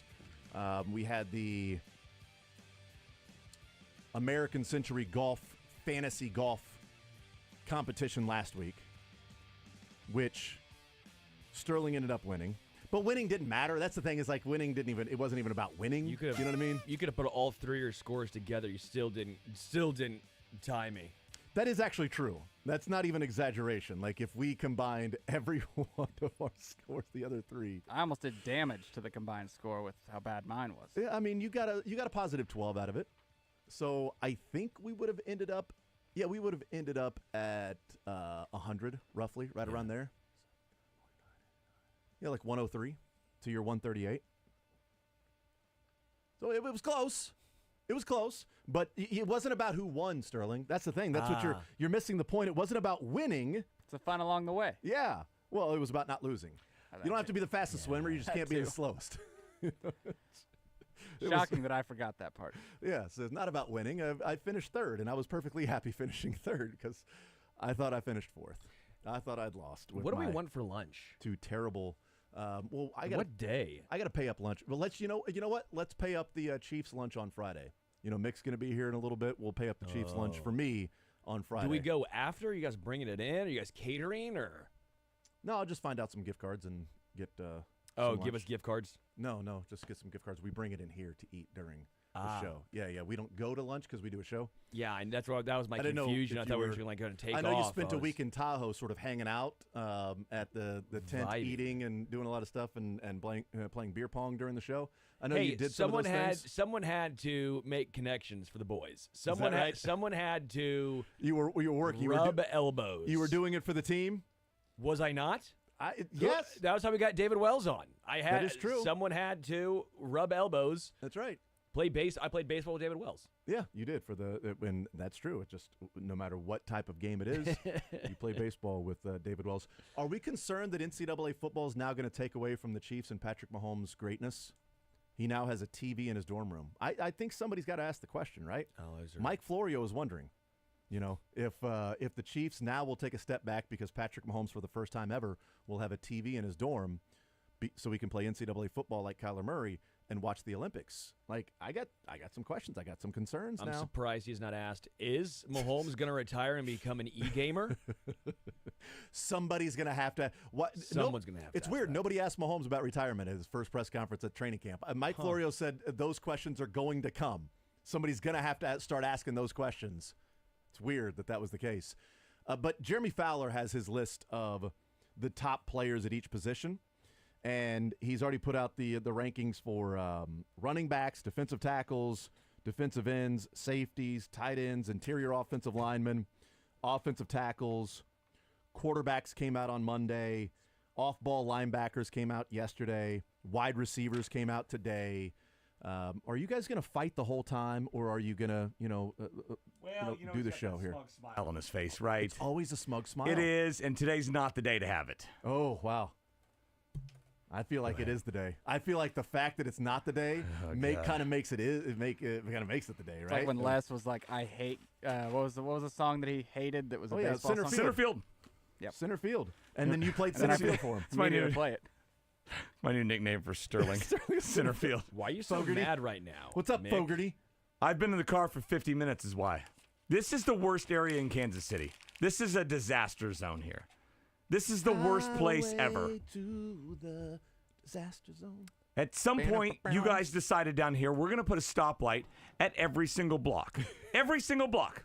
right? I didn't decide anything. So if I didn't zone this. Squirrel runs out, you brake for a squirrel. That's going to affect traffic for an hour. And now you've decided to have several areas of construction to where I left at 12:15. I'm like, from Shawnee. You got plenty of time. I usually leave at 12:35. I'm like, I don't got time to go get some drinks. I got drink orders. You left so early that you asked for drink orders on your way here. Yeah. You were going to leisurely stop into QT and get some Sports drinks. or leisurely. Yeah. Right. And then 69, which is let's be done with that road. We're done with it, right? We're done with it. That's Beirut. That's a war zone. I think it's the exact opposite. It's not done with it. They're upgrading it. Oh yeah, giving it a makeover. That goes quick, doesn't giving it? it a makeover. That goes quick. It's not like you live down here. Well, like I drive 69 every day. Like I got to deal with it every day. 3 times. Usually I come down Metcalf, but I was like, I'm gonna hit the QT. There you go. Horrible decision because you can't get on 119th from 69. They take you to 135th, wheel you back around through Antioch. Well, how was your trip to St. Joe yesterday? Shorter. Was it? Than this, almost. Well, it's an hour. The exit was sort of close. It like, did, yeah. Todd was like on 15 with minutes. us. And It Todd added was, 15 minutes. He's like, pro tip, as I'm driving by it right now, the exit is closed in case you're going to be coming You up got to get off for St. the Joe. Fawcett exit. Yeah. Yeah, Farrah Fawcett? it's construction season. It is. SZN. So, yeah. It is. Yeah, so I'm glad you could join us, though. I'm sorry. Thank you for being with us. Your they're almost haircut done. looks good. They're almost done with that 435 stretch that they've been doing since I was in high school. Well, I work on the plaza, which I'm convinced the plaza is where they just have practice construction. It's like where if you're in construction school, they'll send you there to see if you can learn how to. They're always it's like JV construction teams they're just practicing there because it's never not under construction there. I just love the construction school. if you're We've got sophomores, right? You gotta We're go gonna back look, out hey, well, construction, guys. you show us your chops here, right? You earn your stripes. We'll send you to the show, which is 119th and Metcalf. Okay, that's the show, boys. It's designing the 69 highway and the widening it and all the different routes it's going to take. That's when you're in the show. God. But we're going to season you along the way by figuring out the routes around the plaza. Where are the people at 103rd and Antioch at? Because that's where I'm coming moving from. south. So I live at 88, AAA. and I got to come that way. So I have to go through multiple areas of construction. 103rd, where they're kind of like Brook Ridge and 435 right there. Is that the juniors? Is that the grad students? I don't know. No, they're pros there. Yeah. Just the practice range is over on the plaza. It's because it's constant. You know what it is? It's Corn Ferry. It's the Corn Ferry tour. The Corn Ferry tour. It's the construction companies that just buy real estate to take the loss so you can help out with your taxes. I own that building and that building because it's a tax write-off. It's like, oh yeah, we've got construction going down at the plaza. Tax write-off. It's just we got construction all over the plaza right now, but you don't ever do anything with it. Oh yeah, I know. Yeah, no, it serves a purpose for the company there. You're right. I don't know the last time it's been at the plaza. Have you thought about stealing all the cones, Mick? If you steal all the cones, then I don't know what they can do. That's true. That's I don't. It's a lot of cones though. They don't fit in my truck, but I thought about working from home. That would make sense. Yeah, but they don't let you in TV. Jeremy Fowler asked 80 different people to submit votes on the best quarterbacks in the NFL, and they voted 1 Who through were these 10. people? Let's see. Were they in football? They were. Were they random people? In for the football. feud, right? Mike we asked 80 random people. Polled 80 people. If Mike Tenenbaum's on this list, it kind of just. Yeah, I don't know if I. If David Carr's on here, we know Derek Carr's getting a vote. Sure. All right. Give me Mick. Give me Sterling. We polled 80 people and we asked them, which players would you rank in your top 10? Patrick Mahomes. Yes, that is number 1. Well done, everybody. Do you want to play or pass? Do you want to play or pass? Well, it's Patrick Mahomes. Let's pass. So did they rank the top 10 or just the number 1? So they did. They ranked them 1 through 10, and he did it with all these different Each person had their own. They had their own ranking 1 through 10 from each group. And then position. Wow, that's a big. It's a big ask. And then, really. it's the aggregate. I'm assuming, correct? That's right. That's right. And then he put the highest ranking and lowest ranking for each player. So where somebody had certain players. Mahomes obviously going to be number 1. I want to hear where his lowest ranking though was. Was there a 10? What would you guess his lowest ranking was? I 80 bet different people: scouts, executives, coaches, etc. I bet. Oh God! I bet the lowest. There's always an idiot. I'd say there's lowest was not on there. You think there was some No, dummy that there's didn't no put him one. in the There's top always 10? some dummy. No, that's too dumb. That is too dumb. That I would is say too dumb. 10 is too dumb. I think 2. I think the lowest. his rank No, was no, 2. no. There's going to be some people who hate him. I'll stick with my guns there. Somebody left him off. Dylan? I'll go 4. Feels like that. Lowest ranking was 2. Good. Oh my God, thanks. You like being, Wow. It's a good one to be wrong about. It's like, okay, well, maybe These we're guys know what figuring it they're out. talking about. Yeah, yeah. Maybe we're starting to Yeah. figure this whole thing out. I know Joe Shane had him number 1. I've been watching Hard Knocks. So the lowest. That's right. He's a big fan. He's not going to sleep very well once he found out it was the Eagles. Just tell me, Yes. is it the Eagles? Because I'm not going to sleep at night if I find out it's the Eagles that Saquon Barkley's going to. I'd be intimidated every time John Mara walks into my office. He's like laughing at him almost Yeah. too in his face. I would take some. Don't take Ambien because you're already. Actually, take Ambien. It's the only way you're going to sleep once you find out he's with Philadelphia. But Patrick Mahomes' highest ranking was number 1, lowest ranking was number 2. Who comes in second and third for quarterbacks? Josh Allen. Josh Allen second. So we're saying second and third. Second and third. Josh Allen, Lamar Jackson. Josh I will Allen, say then Lamar. I'll say Josh. Yeah, recency. I'll put Lamar over Joe. I'll say the same Yeah, one. because Joe was hurt. I'll go same. I would have gone that route too. Number 2 is Joe Burrow. What? Number 2 is Joe Burrow. His highest ranking was 2. His lowest ranking was 7. So there Now is they a don't know what they're talking about. wider, I'm closer to 7 than I am to 2 with him. wider range there. Joe Burrow was ranked second last year. He's second this year. Mahomes was first. Was it a last year, combo first of Joe Burrow / Jake Browning? Because that I might change my answer. Yeah, that's right. It was the system. They were voting. Yes. They were voting on Just the Bengals the quarterback. stats for the teams. Okay. Yeah. So this was a Mahomes Carson Wentz vote, really. So Josh was third. Josh Allen, your guess for being third is what If the it's yeah. not, then I would say him burn above this. Lamar. Yeah, Josh Allen third, Lamar fourth. So you guys had, Where are we at? those. Herbert fifth or no? Where are we But at? Josh Allen, his highest ranking was 1. So Josh Allen got the first place vote over Patrick Mahomes. He was the only one that had a highest. It's the only ranking of one you could, I think, even have. How many? Do we know how many times he was voted second? We don't. Guess we know Dan Orlovsky voted. So There were ESPN, Well, personalities part of it. was he the one that had him like fifth or sixth though, heading into Greenberg had him as couple- second behind Aaron Rodgers. Yeah. What? Mike This Greenberg. year? Yeah. But The I mean, old folks home? He's a Like- Jets fan. He's a Jets So? fan.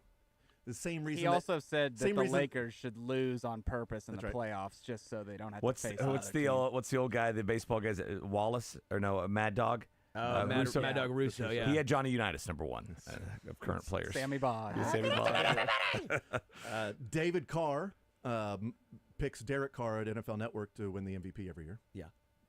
They're brothers.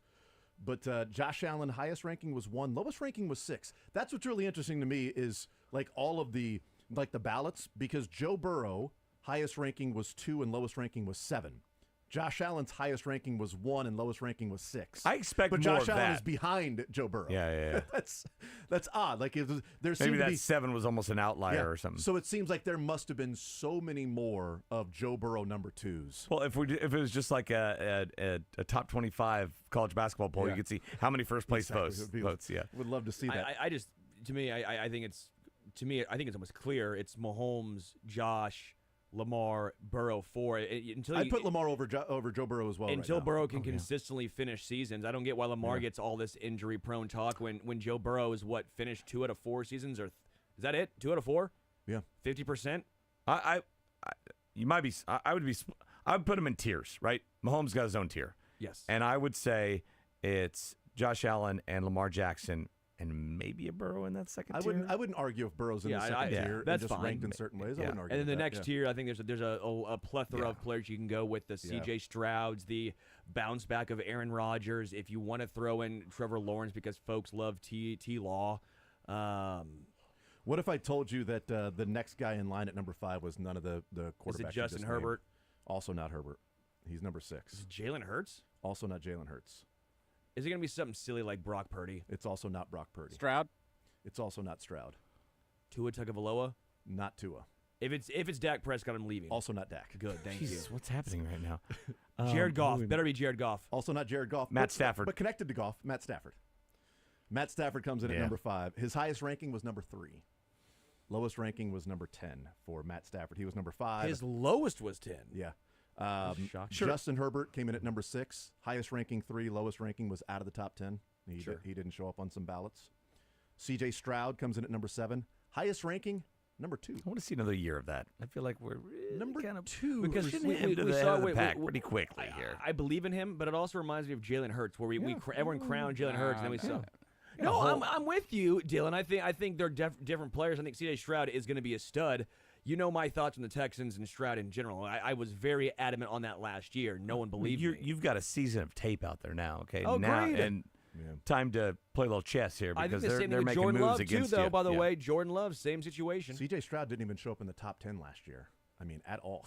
That's wild. Before the season, like he wasn't even ranked last year in the same exercise that Jeremy Fowler did. But his highest ranking is number 2.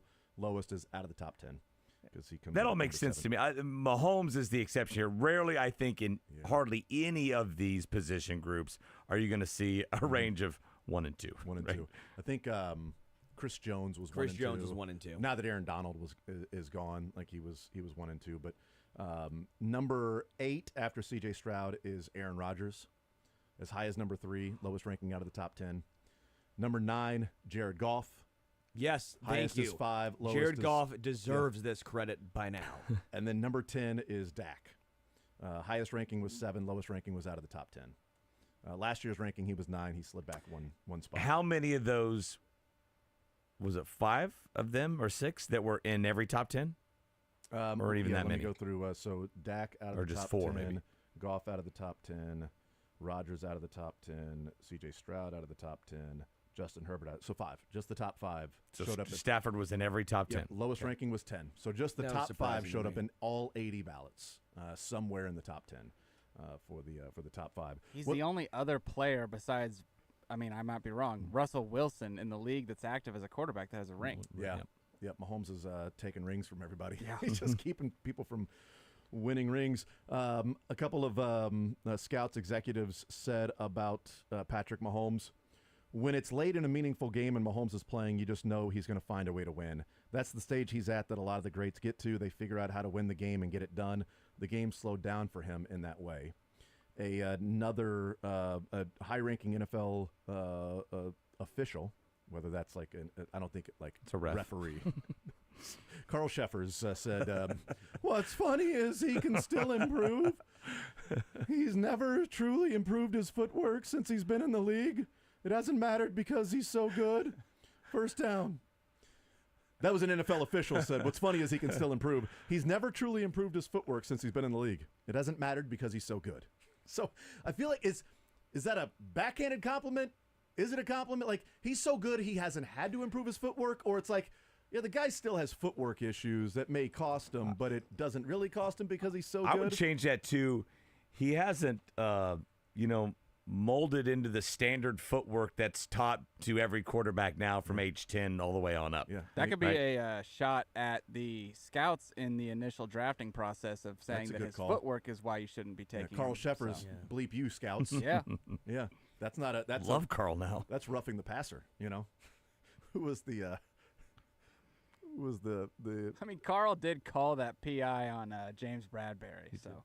He's a little bit in the good graces still, so maybe he is. It wasn't his flag, though, right? It was his staff. It was his staff. Yeah. But he told them to throw that flag did, because yes. the Chiefs are supposed to win. But he was making up for it because of the roughing the passer / sack strip fumble on Chris Jones and Derek Carr.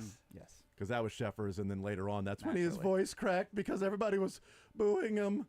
First down. And then he was also Eric Fisher against the Steelers. Yep. Yeah.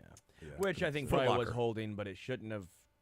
So far away from the play. So far It's away probably from holding, the but I play. didn't want it to be, so I feel like we should take that into account. There's a Patriots documentary because they play the Steelers the next game, and then he's the ref in the Super Bowl 51 comeback that calls the hold on, I can't remember the Atlanta Falcons left tackle, but it's the same. It looks like a hold, and Belichick even says it's not a hold, but we say something to him before the game because we know he calls the hold. Yep. Interesting. I watched that game at Big Charlie's Saloon. Oh, good for you. I remember where that hold Congrats. call. I remember where I was. Yeah, no, congrats Congrats on to that. you and Chuck. So yeah, sad. you and Chuck's saloon. Big, so you Tana guy? Yeah, I was going to say it's an ironic nickname. He's a little, actually a little Chuck. Little dude? Big No, dude. he got the nickname because he's left-handed. Joe Burrow comes in Name's second. Jeffrey.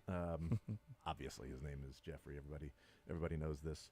But yeah, I thought for sure like Josh Allen would be number 2. Like if I was ranking, it'd be Mahomes, Allen, Lamar, then Burrow. Because I think like maybe some of the shine has come off Burrow as opposed to, last year was number 2 and this year he's number 2. But you got 80 people voting, and they had Burrow at number 2. It almost feels like with him and with Stafford, like getting there and getting the ring maybe elevated you a spot or two there, right? I mean, it's just like he's the only guy. That's what I'm saying. Is like that has advanced past Mahomes That's to a still Super playing. Bowl. No, that's still playing. Yes, Tom Brady, obviously. But in Mahomes' 6 years, there's been 7 years. There has been 6 years. This will be 7. There have been him 2 playing. guys that have got past him to go and play in a Super Bowl: Tom Brady and Joe Burrow. The other guys did not. Like Josh Allen is Reggie Miller. Like he can't get past Jordan.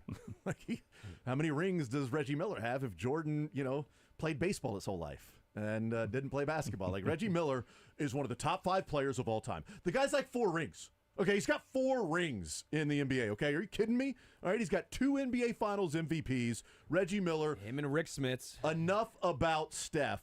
Reggie is the greatest shooter of all time, and Reggie in today's game would run circles around Steph Curry. Now I know where he gets his LeBron's the greatest ever take. Yeah, it's But I just went Reggie Miller, though. It's brutal. You said top 5 for him. That would, right, if Jordan wasn't around. Right, because now I'm going old school 90s. Like, can you imagine what Reggie Miller would look like Could you in today's imagine game? what Clyde Drexler would do? I know. Can you imagine what Byron Russell would look like in today's game? Wow. Yeah, nobody would know who he is. Coaching. Can you imagine what Byron Russell would look like? Yeah, Play he'd be the third D2, guy. yeah, play D2 ball and on coaching. Third guy on the bench is what he would look like. Yeah, but can you imagine what Jeff Hornacek would look like? Yeah, he'd be the one bringing the chairs out. We were making fun of him even back in the 90s. We Yeah, that's were true. It was like wait, what is this guy doing out there? did they just they switched that screen? So okay, Jordan is being guarded by Hornacek. Okay, so this is interesting. Good luck. to Imagine you guys. Craig Elo. Oh, wow. Nowadays. Craig Elo. Can you imagine Steve Kerr in today's basketball? Yeah. Yeah, I can. I see what he's doing. Elo was like the first to get Jordaned. He hadn't won a championship yet. Yeah. It's on the way to. Yeah. No, it's like That's a good call. He was the first kind of guy. The first guy that got Jordan. That got Jordaned. Free throw line jumper. Elo pumping Doherty. his fist. Yeah, Elo Doherty. That was for Jordan to finally get past the first round. You know, too. always That was liked awesome. a little later on, just thinking of the Jazz. Once he got Andre Pippen Karolinko. Once he got Pippen and Horace Grant, he finally got out of the first round. So that Big was awesome Andre for him. Karolinko guy. Yeah, Andre Karolinko. Yeah, it's, Any that's other a good one, players too. you want to name just for fun because it's just guys being dudes, right? Who's that comedian that the clip's going around the internet as of yesterday? It was like, guys are so weird. We'll just sit around in our house and just, like, name a player, and then you just like name the college that he went to. Yes. You know, and then he names a player, and the crowd shouts out where they Yeah, went to exactly. college. It's like Eric Decker, and then some random guy in the back. Wisconsin, Minnesota. right? Minnesota. He's like, yeah. Oh, dang, I thought it was Wisconsin. I was wrong. No, it was Minnesota for Eric Decker. Oh, I was thinking of Sam J.J. Decker. Watt. Oh, Sam Decker. Sam Yes. Decker, Sam Decker, Wisconsin, yeah. Frank Kaminsky, Sam Decker. I had to really definitely go Wisconsin. back to Sam Decker. Yes, and that's a different sport too, because that's basketball. Well, we were talking basketball. That's why I thought, that's on me, guys. I'll walk out. Yeah, thank you. We'll take a timeout. We'll come back. ZOU updates for the Royals at the All-Star break. You know, this is the midway point. And it is. Yeah, it's the midway point. So halfway. They got roughly 97 games in for the Royals, the midway point. So I'm pumped about the 194 games that they're playing in Major League Baseball now. We continue. More Zone next.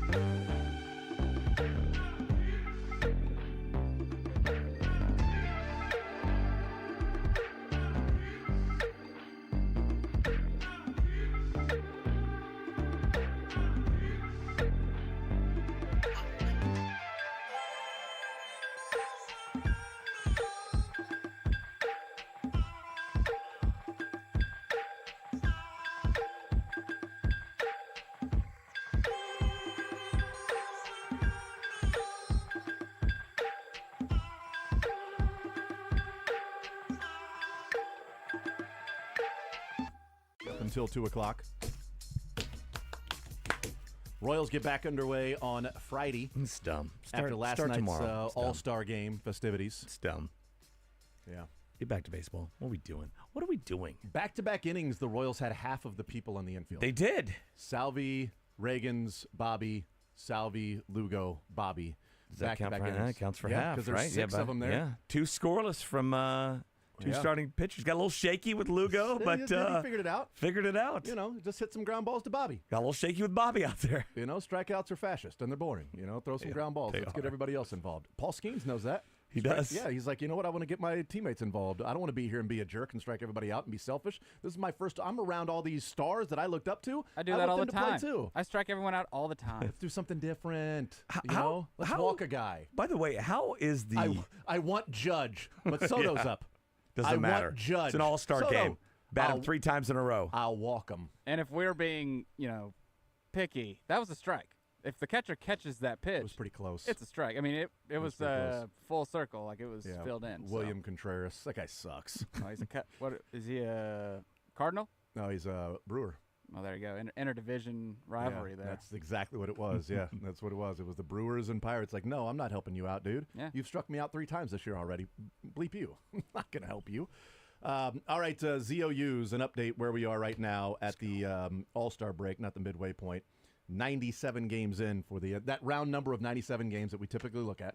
Well, 97 times 2 baseball. is 194. That's how many they play. Yep, that's right, 194. That's the way I did these numbers, so it really helps out some of mine. Kills you guys. But the first ZOU we did was Cole Reagan's wins. We put it at 10.5, over/under. He is pacing for 11, so it's going to be close with Reagan's. I'm the only one that went over. I have a feeling that he's going to what 6? I think he's going to end up with 10. I don't think he's going to get to 11. The hook's going to get you? Yeah, I think the hook's going to get me.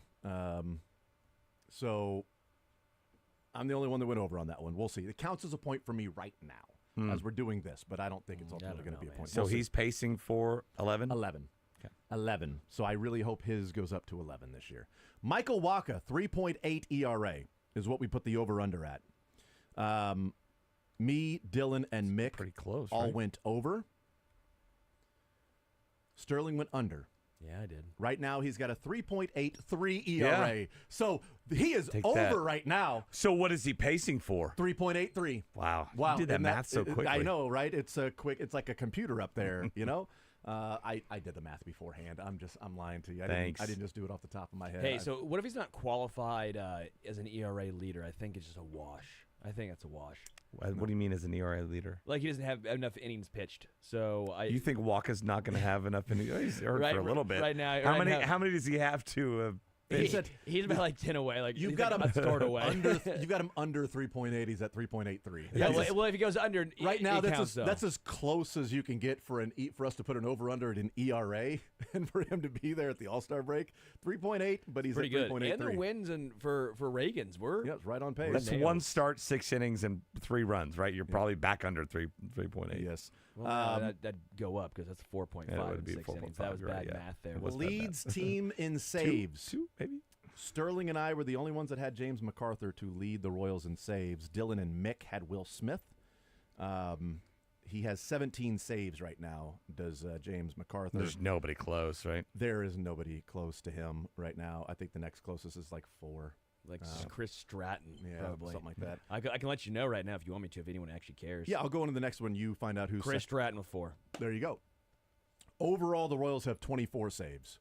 We set the over-under for team saves total at 35.5. You should get there. I'm the only one that went under. You guys went over. They're pacing for 40.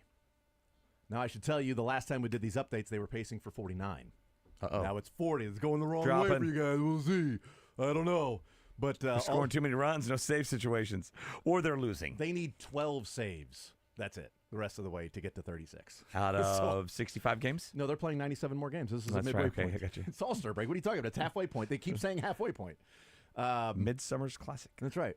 On the offensive side, Bobby Witt, home runs, stolen bases. We all had the same thing here, so it doesn't matter the over-under. We all for went us. over, and he's probably pacing for under, right? We all went over 70.5. He has 38, so he's pacing for 63 right now. So he's pacing about 7 away. Not but he's going to stealing get hot. bags. I think he's going to hit the. Can we over count mark the there. homers that he hit on Monday night? Yes. Okay. Yep. He's already there. Okay, good. He's now hit the over I on think that. he hit 51. Is that right? Yeah. 50? So I think which was more. He hit more than Hernandez. I say can we count Aggregately? triples? Because if you count triples, he could have had a chance to steal bases and didn't. Well, technically it'd be but now he has doubles. no chance. He's kind of almost. Those are doubles, and he kind of stole third. Yeah, he to stole. make He stole a triple. third. Yeah, So that gives him that gives him 11 steals more. Yes. So he's now Take at it. 49 for the season. Yes, that helps. We're looking good, guys. But we all had that one, so that one doesn't. There's matter. a lot of doubles he got that would have been singles. He stole Yeah, second true. on, right? Yeah. Yeah. So I think he's. That there. puts him at like 60 now. So, Ball he's game. right there. Salvi extra base hits. Sterling and I went over. Yeah. I'm Dylan gonna and lose Mick this went one. under. 43.5 was the over/under we set it at. He's probably close to that now. He's at 33. He's pacing for 55 right now. So he needs to keep on. Keep I on. think of that one every time he hits a double. Yeah, I And he's need back doing the hand signals towards the dugout. 11 more extra base hits for that to be cashed. 11. He's gonna get those in homers. At least. Benny Pasquantino, this one's over. This one's toast for me. I'm on the opposite of you three. I like it. I went over. I went over 299 because I'm like Vinny, dude. He's gonna bat 300 this year. It was way too aggressive and Is optimistic. it about impossible for him? He's batting It's not 246. impossible. He would have to bet like 800. Well, he's gone from 225 to 246. In the last update, he was at 240. He was at 225. I think if he batted Now he's at 246. 410 the rest of the way. He can bat 410. Yes. Why can't he? Ted why Williams can't he bat? can? Yeah. I mean, George Brett batted 390. You're telling me Vinny can't bat 390 for, 65 games? There's a lot of individual at bats. Or 75? No, a lot of 65. individual at bats that 65. Vinny's batting 1,000. If you think about it. Every time he gets a hit, that individual at bat, If he batted just goes 1,000. 4 for 4 every single game, I think he might get there. Oh, he'll get there by September. Yeah. Yeah. Renfro Velazquez combined home runs. It'd be no, and minor league stats don't count. Dang it! I was going to ask for Velazquez. Me and Mick went under. I had to, yeah. I was gonna say, Yes. I had to have Dylan gone under. and Sterling went over. We set it at 44.5 because they both had, It's a one-man show. They at both this had point. 20 home run potential. Do we now get? Hear me out. Yeah, Do sure. we now get MJ Melendez? No, because he's at least. Because that's a Renfro different person who Renfro was and not Velazquez. introduced Yeah. in the original question. Gosh darn it! Yeah, I mean, do I? What's Renfro at? 8. Renfro's at 8. What's Velasquez at? 8. So they're combined 16. They're pacing for 27. That's about 5 more than I remember Velasquez hitting. Yeah. He got hot for a little bit, and he was hitting a bunch of home runs, and then like 2 weeks later they sent him down because it was like, yeah, that was sort of a flash in the pan type deal there. Although maybe they bring him back up with MJ Melendez on the IL. So And just hit a lot of bombs. You too. well, I no, you need him to hit a lot of bombs. They're pacing for 27. That's not going to happen. The last one, the last two, I am definitely out on this one. I think I've screwed myself on this one. I went overly optimistic with Vinny. And then I didn't want to get too crazy, like optimistic and Hedge Royals that and lose. optimistic bet. So I hedged the optimism with the Cy Young MVP either or top 5 for Bobby Witt or Cole Reagans to finish top 5 of MVP or Cy Young. I went no. You three went yes. Yeah, we did. Reagans is the 9th betting favorite right now, All my eggs were in Bobby's basket. but Bobby is the 4th betting favorite right The now. Bobby basket. So by virtue of him being the 4th betting favorite, you three get the He's point. pacing for that. For that right now. He's pacing for 4th. Reagans is pacing for 9th in terms of Vegas. So, last one was team wins. We put 74.5. Mick's the only one that went under. They're pacing for 87. So they need a lot of losses in a quick amount of time. So that one might It be is a hell of a turnaround, boys. You listen. I think I took the right. I made the right bet. The Royals are just unicorns this year, turn things around. I love that you took the under on so many things too. Yeah, I like to win. Yeah, no, I've watched. I've covered this team since the 1990s. Have confidence. No, but I was in who? The Royals. Bobby Witt Jr. That's a game we want to win. It's one guy. It's one guy. But here's how smart I was, though. I was so smart in saying Reagans is going to get over 10.5 wins. The Royals are going to get well over 74.5 wins. Pasquantino is going to bat 299. It's a hedge. And at the same time, Witt and Reagans will not finish in the top 5 very of MVP specific or thing Cy could have Young. happened. Right, he has a sliver of hope there. Reagan's going to get to at least 11 wins, but won't finish in top 5 of Cy Young. The Royals are going to do all of this stuff, and Witt's going to have over 70.5 home runs and stolen bases, but he won't be top 5. And Probably should have hedged my optimism somewhere else, I think. All right, so the current standings out of the 4, 8, 9, 10, 11 questions there. I have 6. Sterling has 6. Dylan has 5. I'm last? Mick has 5. Wow. This is close. It's back and Tight. forth. It's I'm one. having a rough week in contest. Like everyone, you were losing every one. I thought. Why did we give him the spreadsheet? I feel I've got Reagan's over. Waka. I trust him. He's over. lost. He's lost enough in these games where I trust him on the counting. I got 4 of the first 5. The wins. Reagan's over. Waka over. And then you slowed down. And then saves. And then offensively, I'm like, you know what?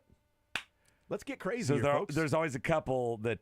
Like the winners or losers that are leading, right? What do I need to root for here? Okay, so for you Mick, need Waka to get shelled and Reagan's to get shelled. no, all you guys need, honestly, if everything stays the same, but Reagan's doesn't get to 11 wins, then I lose. Yeah, that's we switch there. That's yeah, but I because I'll drop to 5. Waka. Sterling will jump to You 7. need you guys Waka will. to. I need Waka get better. Just get a slightly. little bit better. That's it. You're fine. Just a slightly. skosh better. Yeah. Skosh. But really, the one that has to happen for Dylan and Mick, Salvy's extra base hits. You guys are on the same one. Do we have opposite Sterling? We and I. often have the same picks. Do we have the same picks for this one? You guys only have 2 that were the same picks. Oh, wow. We have the same score. That Sterling and I had the opposite one. Those 2 were Will Smith leading in saves and Salvy under 43.5 extra base hits. Yeah. So, Will Smith. Yeah. I deserve to lose. Renfroe and Velasquez home runs. It would behoove Dylan for them to start hitting more home runs. Yeah. And or him. Mick specifically. We're gonna need Renfroe to hit 40 home runs at this point. Mick, the wins I don't think are gonna fall in your favor. So no, I hope not. You need Reagan's to not win 11 games. Yeah. They can still win a lot of games without Reagan's getting to 11. I mean, they've won all these games and he's got 6. Yeah. You know, he's got 2 in his last 7 outings. He's got 2 W's. So there you go. It's 6 to 6 to 5 to 5. No, it's funny we didn't see it coming. No bets on Lugo, the star of the pitching staff. Reagan's and Waka. Yeah. And MacArthur and yes. Yeah. yeah. And then Witt, Salvy, Pasquantino, and of course Velasquez is a part of this because why wouldn't he be? Velasquez was. Lugo wasn't. You're starting DH. I mean, come on. Velasquez has to be a part of this. All right, we'll take a timeout. We'll come back, continue rolling on this Wednesday. More Zone right after this.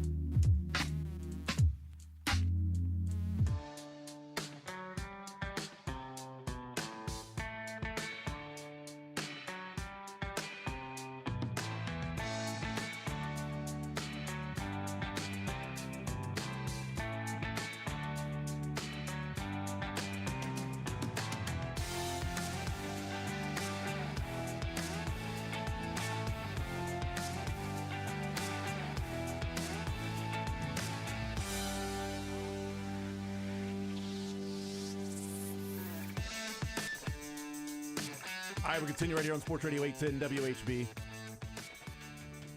All-Star game wrapping up last night. Royals get back underway on Friday, and Chiefs heading to training camp. This is the first time in 2 years there's no drama around the training camp. There's no Tyreek Don't Hill. put that in the universe, bud. I'm talking about Oh, heading to my camp. I'm God, talking about the okay. beginning of camp. Well, technically, I mean, it's not full squad yet. There could still be drama. There will be drama. It's the Chiefs, right? It's the Chiefs. But who's your pick to hold out? Just a random holdout. A random holdout. Jack Conklin, just like, you know what? Right, No, I love it. Don't go so quick, pal. I'm the only one that'll take on Travis Kelce at camp. I'll get in fights with him. I don't know. I don't know. It doesn't have to be holdout drama. There could be other drama. I like that Mahomes, he said, is bringing a television for the first time ever, which is hard to believe. Yeah, he's going to be very distracted. There's for no two chance. reasons. EA Sports College football. Obviously. He is us. And then also to watch the Olympics. Yeah. Thanks for watching KSHB. He is us. Yeah, of course it won't be KSHB up there in St. Joe, different market. Well, is this the start of the Chiefs' downfall if he brings a TV? I mean, is this? He hasn't had a TV yet. Yeah, and he's been doing. You're only you allowed know radios. what, though? The year he didn't make it to the Super Bowl, lost the Bengals, also didn't bring a TV, so whatever. Are we sure? Bring a TV. Maybe he snuck one in. He said, according to him, he didn't bring. And everything he said is true. See, I'm just old school. I think radios. We already heard are, him are tell bust. Rob Like Riggle. you have to get around your family, gather your family, and sit around the radio and listen, especially to the Zone from 10 to 2. I think Sure, that's a yeah. great time on your lunch Right. break. Yeah. Yes. 4-hour lunch breaks I think are normal. Then you sit around, you listen to your shows at night on the radio. Your shows. I cannot wait for that one. Like the Shadow Knows. Brought to you by Ovaltine. More Ovaltine, please. The Chicago Bears have Caleb Williams at camp. It was reported yesterday that he had signed his contract. Speaking of now it's drama. reported that he has not signed his contract. He's still at camp, and at practice, he has agreed to the parameters except for language that's still being haggled over before he signs the deal, even though he's at practice right now. We're going to look back and be like, there were so many red flags with this guy. Yep. There were so many red fingernails, too. Or those pink. That too. Yeah. Did you see the language? Why? The franchise? Yeah, he wanted in the contract that the Bears could not franchise tag him. And they said, no. No. No, we're going to put it in there. So, yeah. Does anybody have that in their in their I don't contracts? know. That's Like, it's even though- interesting. He wanted his full signing bonus within like a week, which they agreed to. Wow. Really? Yeah. So Wow. like there are some things that they've gone back and I forth always on thought to that get was him in. parsed out. Yeah, it Just typically spin is. the whole thing right away. It or? typically is. So yeah, he's like, I got into some trouble here, guys. I'm gonna need this right away. He's like, hold on. If it's a signing bonus, then why don't I get this bonus right now? Why Yes. doesn't it in my It's account his right now? signing, actually. Literally, Yes. it does say that, but yeah. Yes. But they did not agree to him not getting the franchise tag. Also, how many quarterbacks get franchise tagged? Like Kirk Cousins None did of the twice. good ones do. Right. Yeah. So Dak either Prescott. So either you're letting him go or you're signing him before it even gets Either there. you're slightly above average, or that's the only guys Yeah. that get that franchise tag. But even if you get the franchise tag, you know how much money that's going to be for that year? Oh, if for you a get the quarterback? franchise Are you tag? kidding me? That seems like a Top really 5? odd sticking point Yeah. to me. Seems like an odd sticking point to get there for you to be in that rare spot of them not wanting to extend you, but not yet ready to say that you're It would have not to be there. a raise 100% of the time, right? We're not saying you're not the future, but we're also not saying you are. We're saying we're going to give it one more year to see We're if saying you are. you're the right now. We're saying we don't understand what franchise tag means or some of the other NFL rules, so we're just going to do this while we learn. I can't wait for the Bears to go 5-12 and Bears fans to say, I wish we had Justin Fields with this receiving core. There's no way that will happen. But Oh, they'll say that. They might not be they don't right. believe it. Yeah. Oh, no, Might I be they're right, They'll but I'm say saying it. I can't wait for the Bears fans to be like, yeah. well, could you imagine Justin Fields in this offense? They did for 5 years before that. The thing that will be interesting though is how much this plays into his rookie year, because there's a lot of noise for a guy that, remember the whole thing in the draft was don't worry about all that UFC stuff. That's in the past. There's not a lot of noise. He just wants to win football games and play football. But that's obviously not true. He also would like a percentage of the. He wanted to be an owner right, of the team. Of the team. That was at least the thrown out Hallis there. family can get that. I think it's difficult for you to negotiate that when you don't actually have an agent. I'm not sure that you or a family lawyer is going to negotiate ownership in a rookie contract with an NFL team as your first contract. Well, dude, imagine if you're a veteran right now on that team and you're like, you're a rookie. Great you, point. You have done nothing for this organization. I just wonder how much that matters, and like honestly, like in a lot when people are talking about it's their contract. Is this gonna, let him do his business, and then when he gets here, we don't mess with another man's money unless you're Big Ben, and then you're telling Le'Veon Bell, what are you doing? You should be in camp right now. Why are you worried about more money? Bleeper, you never got in a contract year. The Steelers never let Big Ben get to a contract year. He always got an extension before it ever got there. And he's telling Le'Veon Bell in a contract, why aren't you here? You should be showing up. You should be here. Okay, guy they've always taken care of. Pittsburgh, man, they want volunteers, not hostages there. Exactly right. Okay, guy they've And he was always right, taken care of. Le'Veon. He really screwed up. Ben was right. Maybe that's what it was. Just actual advice. He wasn't complaining. It was like, dude, you actually should be here. Like, dude, you you're should not turn running that back. contract Yeah. down. I don't think you understand where the market for running backs is going, Le'Veon. My agent has told me. Quarterbacks are getting all your money now.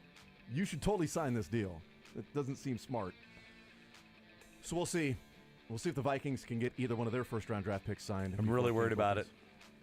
But I'm no really worried drama about it. at St. Joe yet. Stop it! No!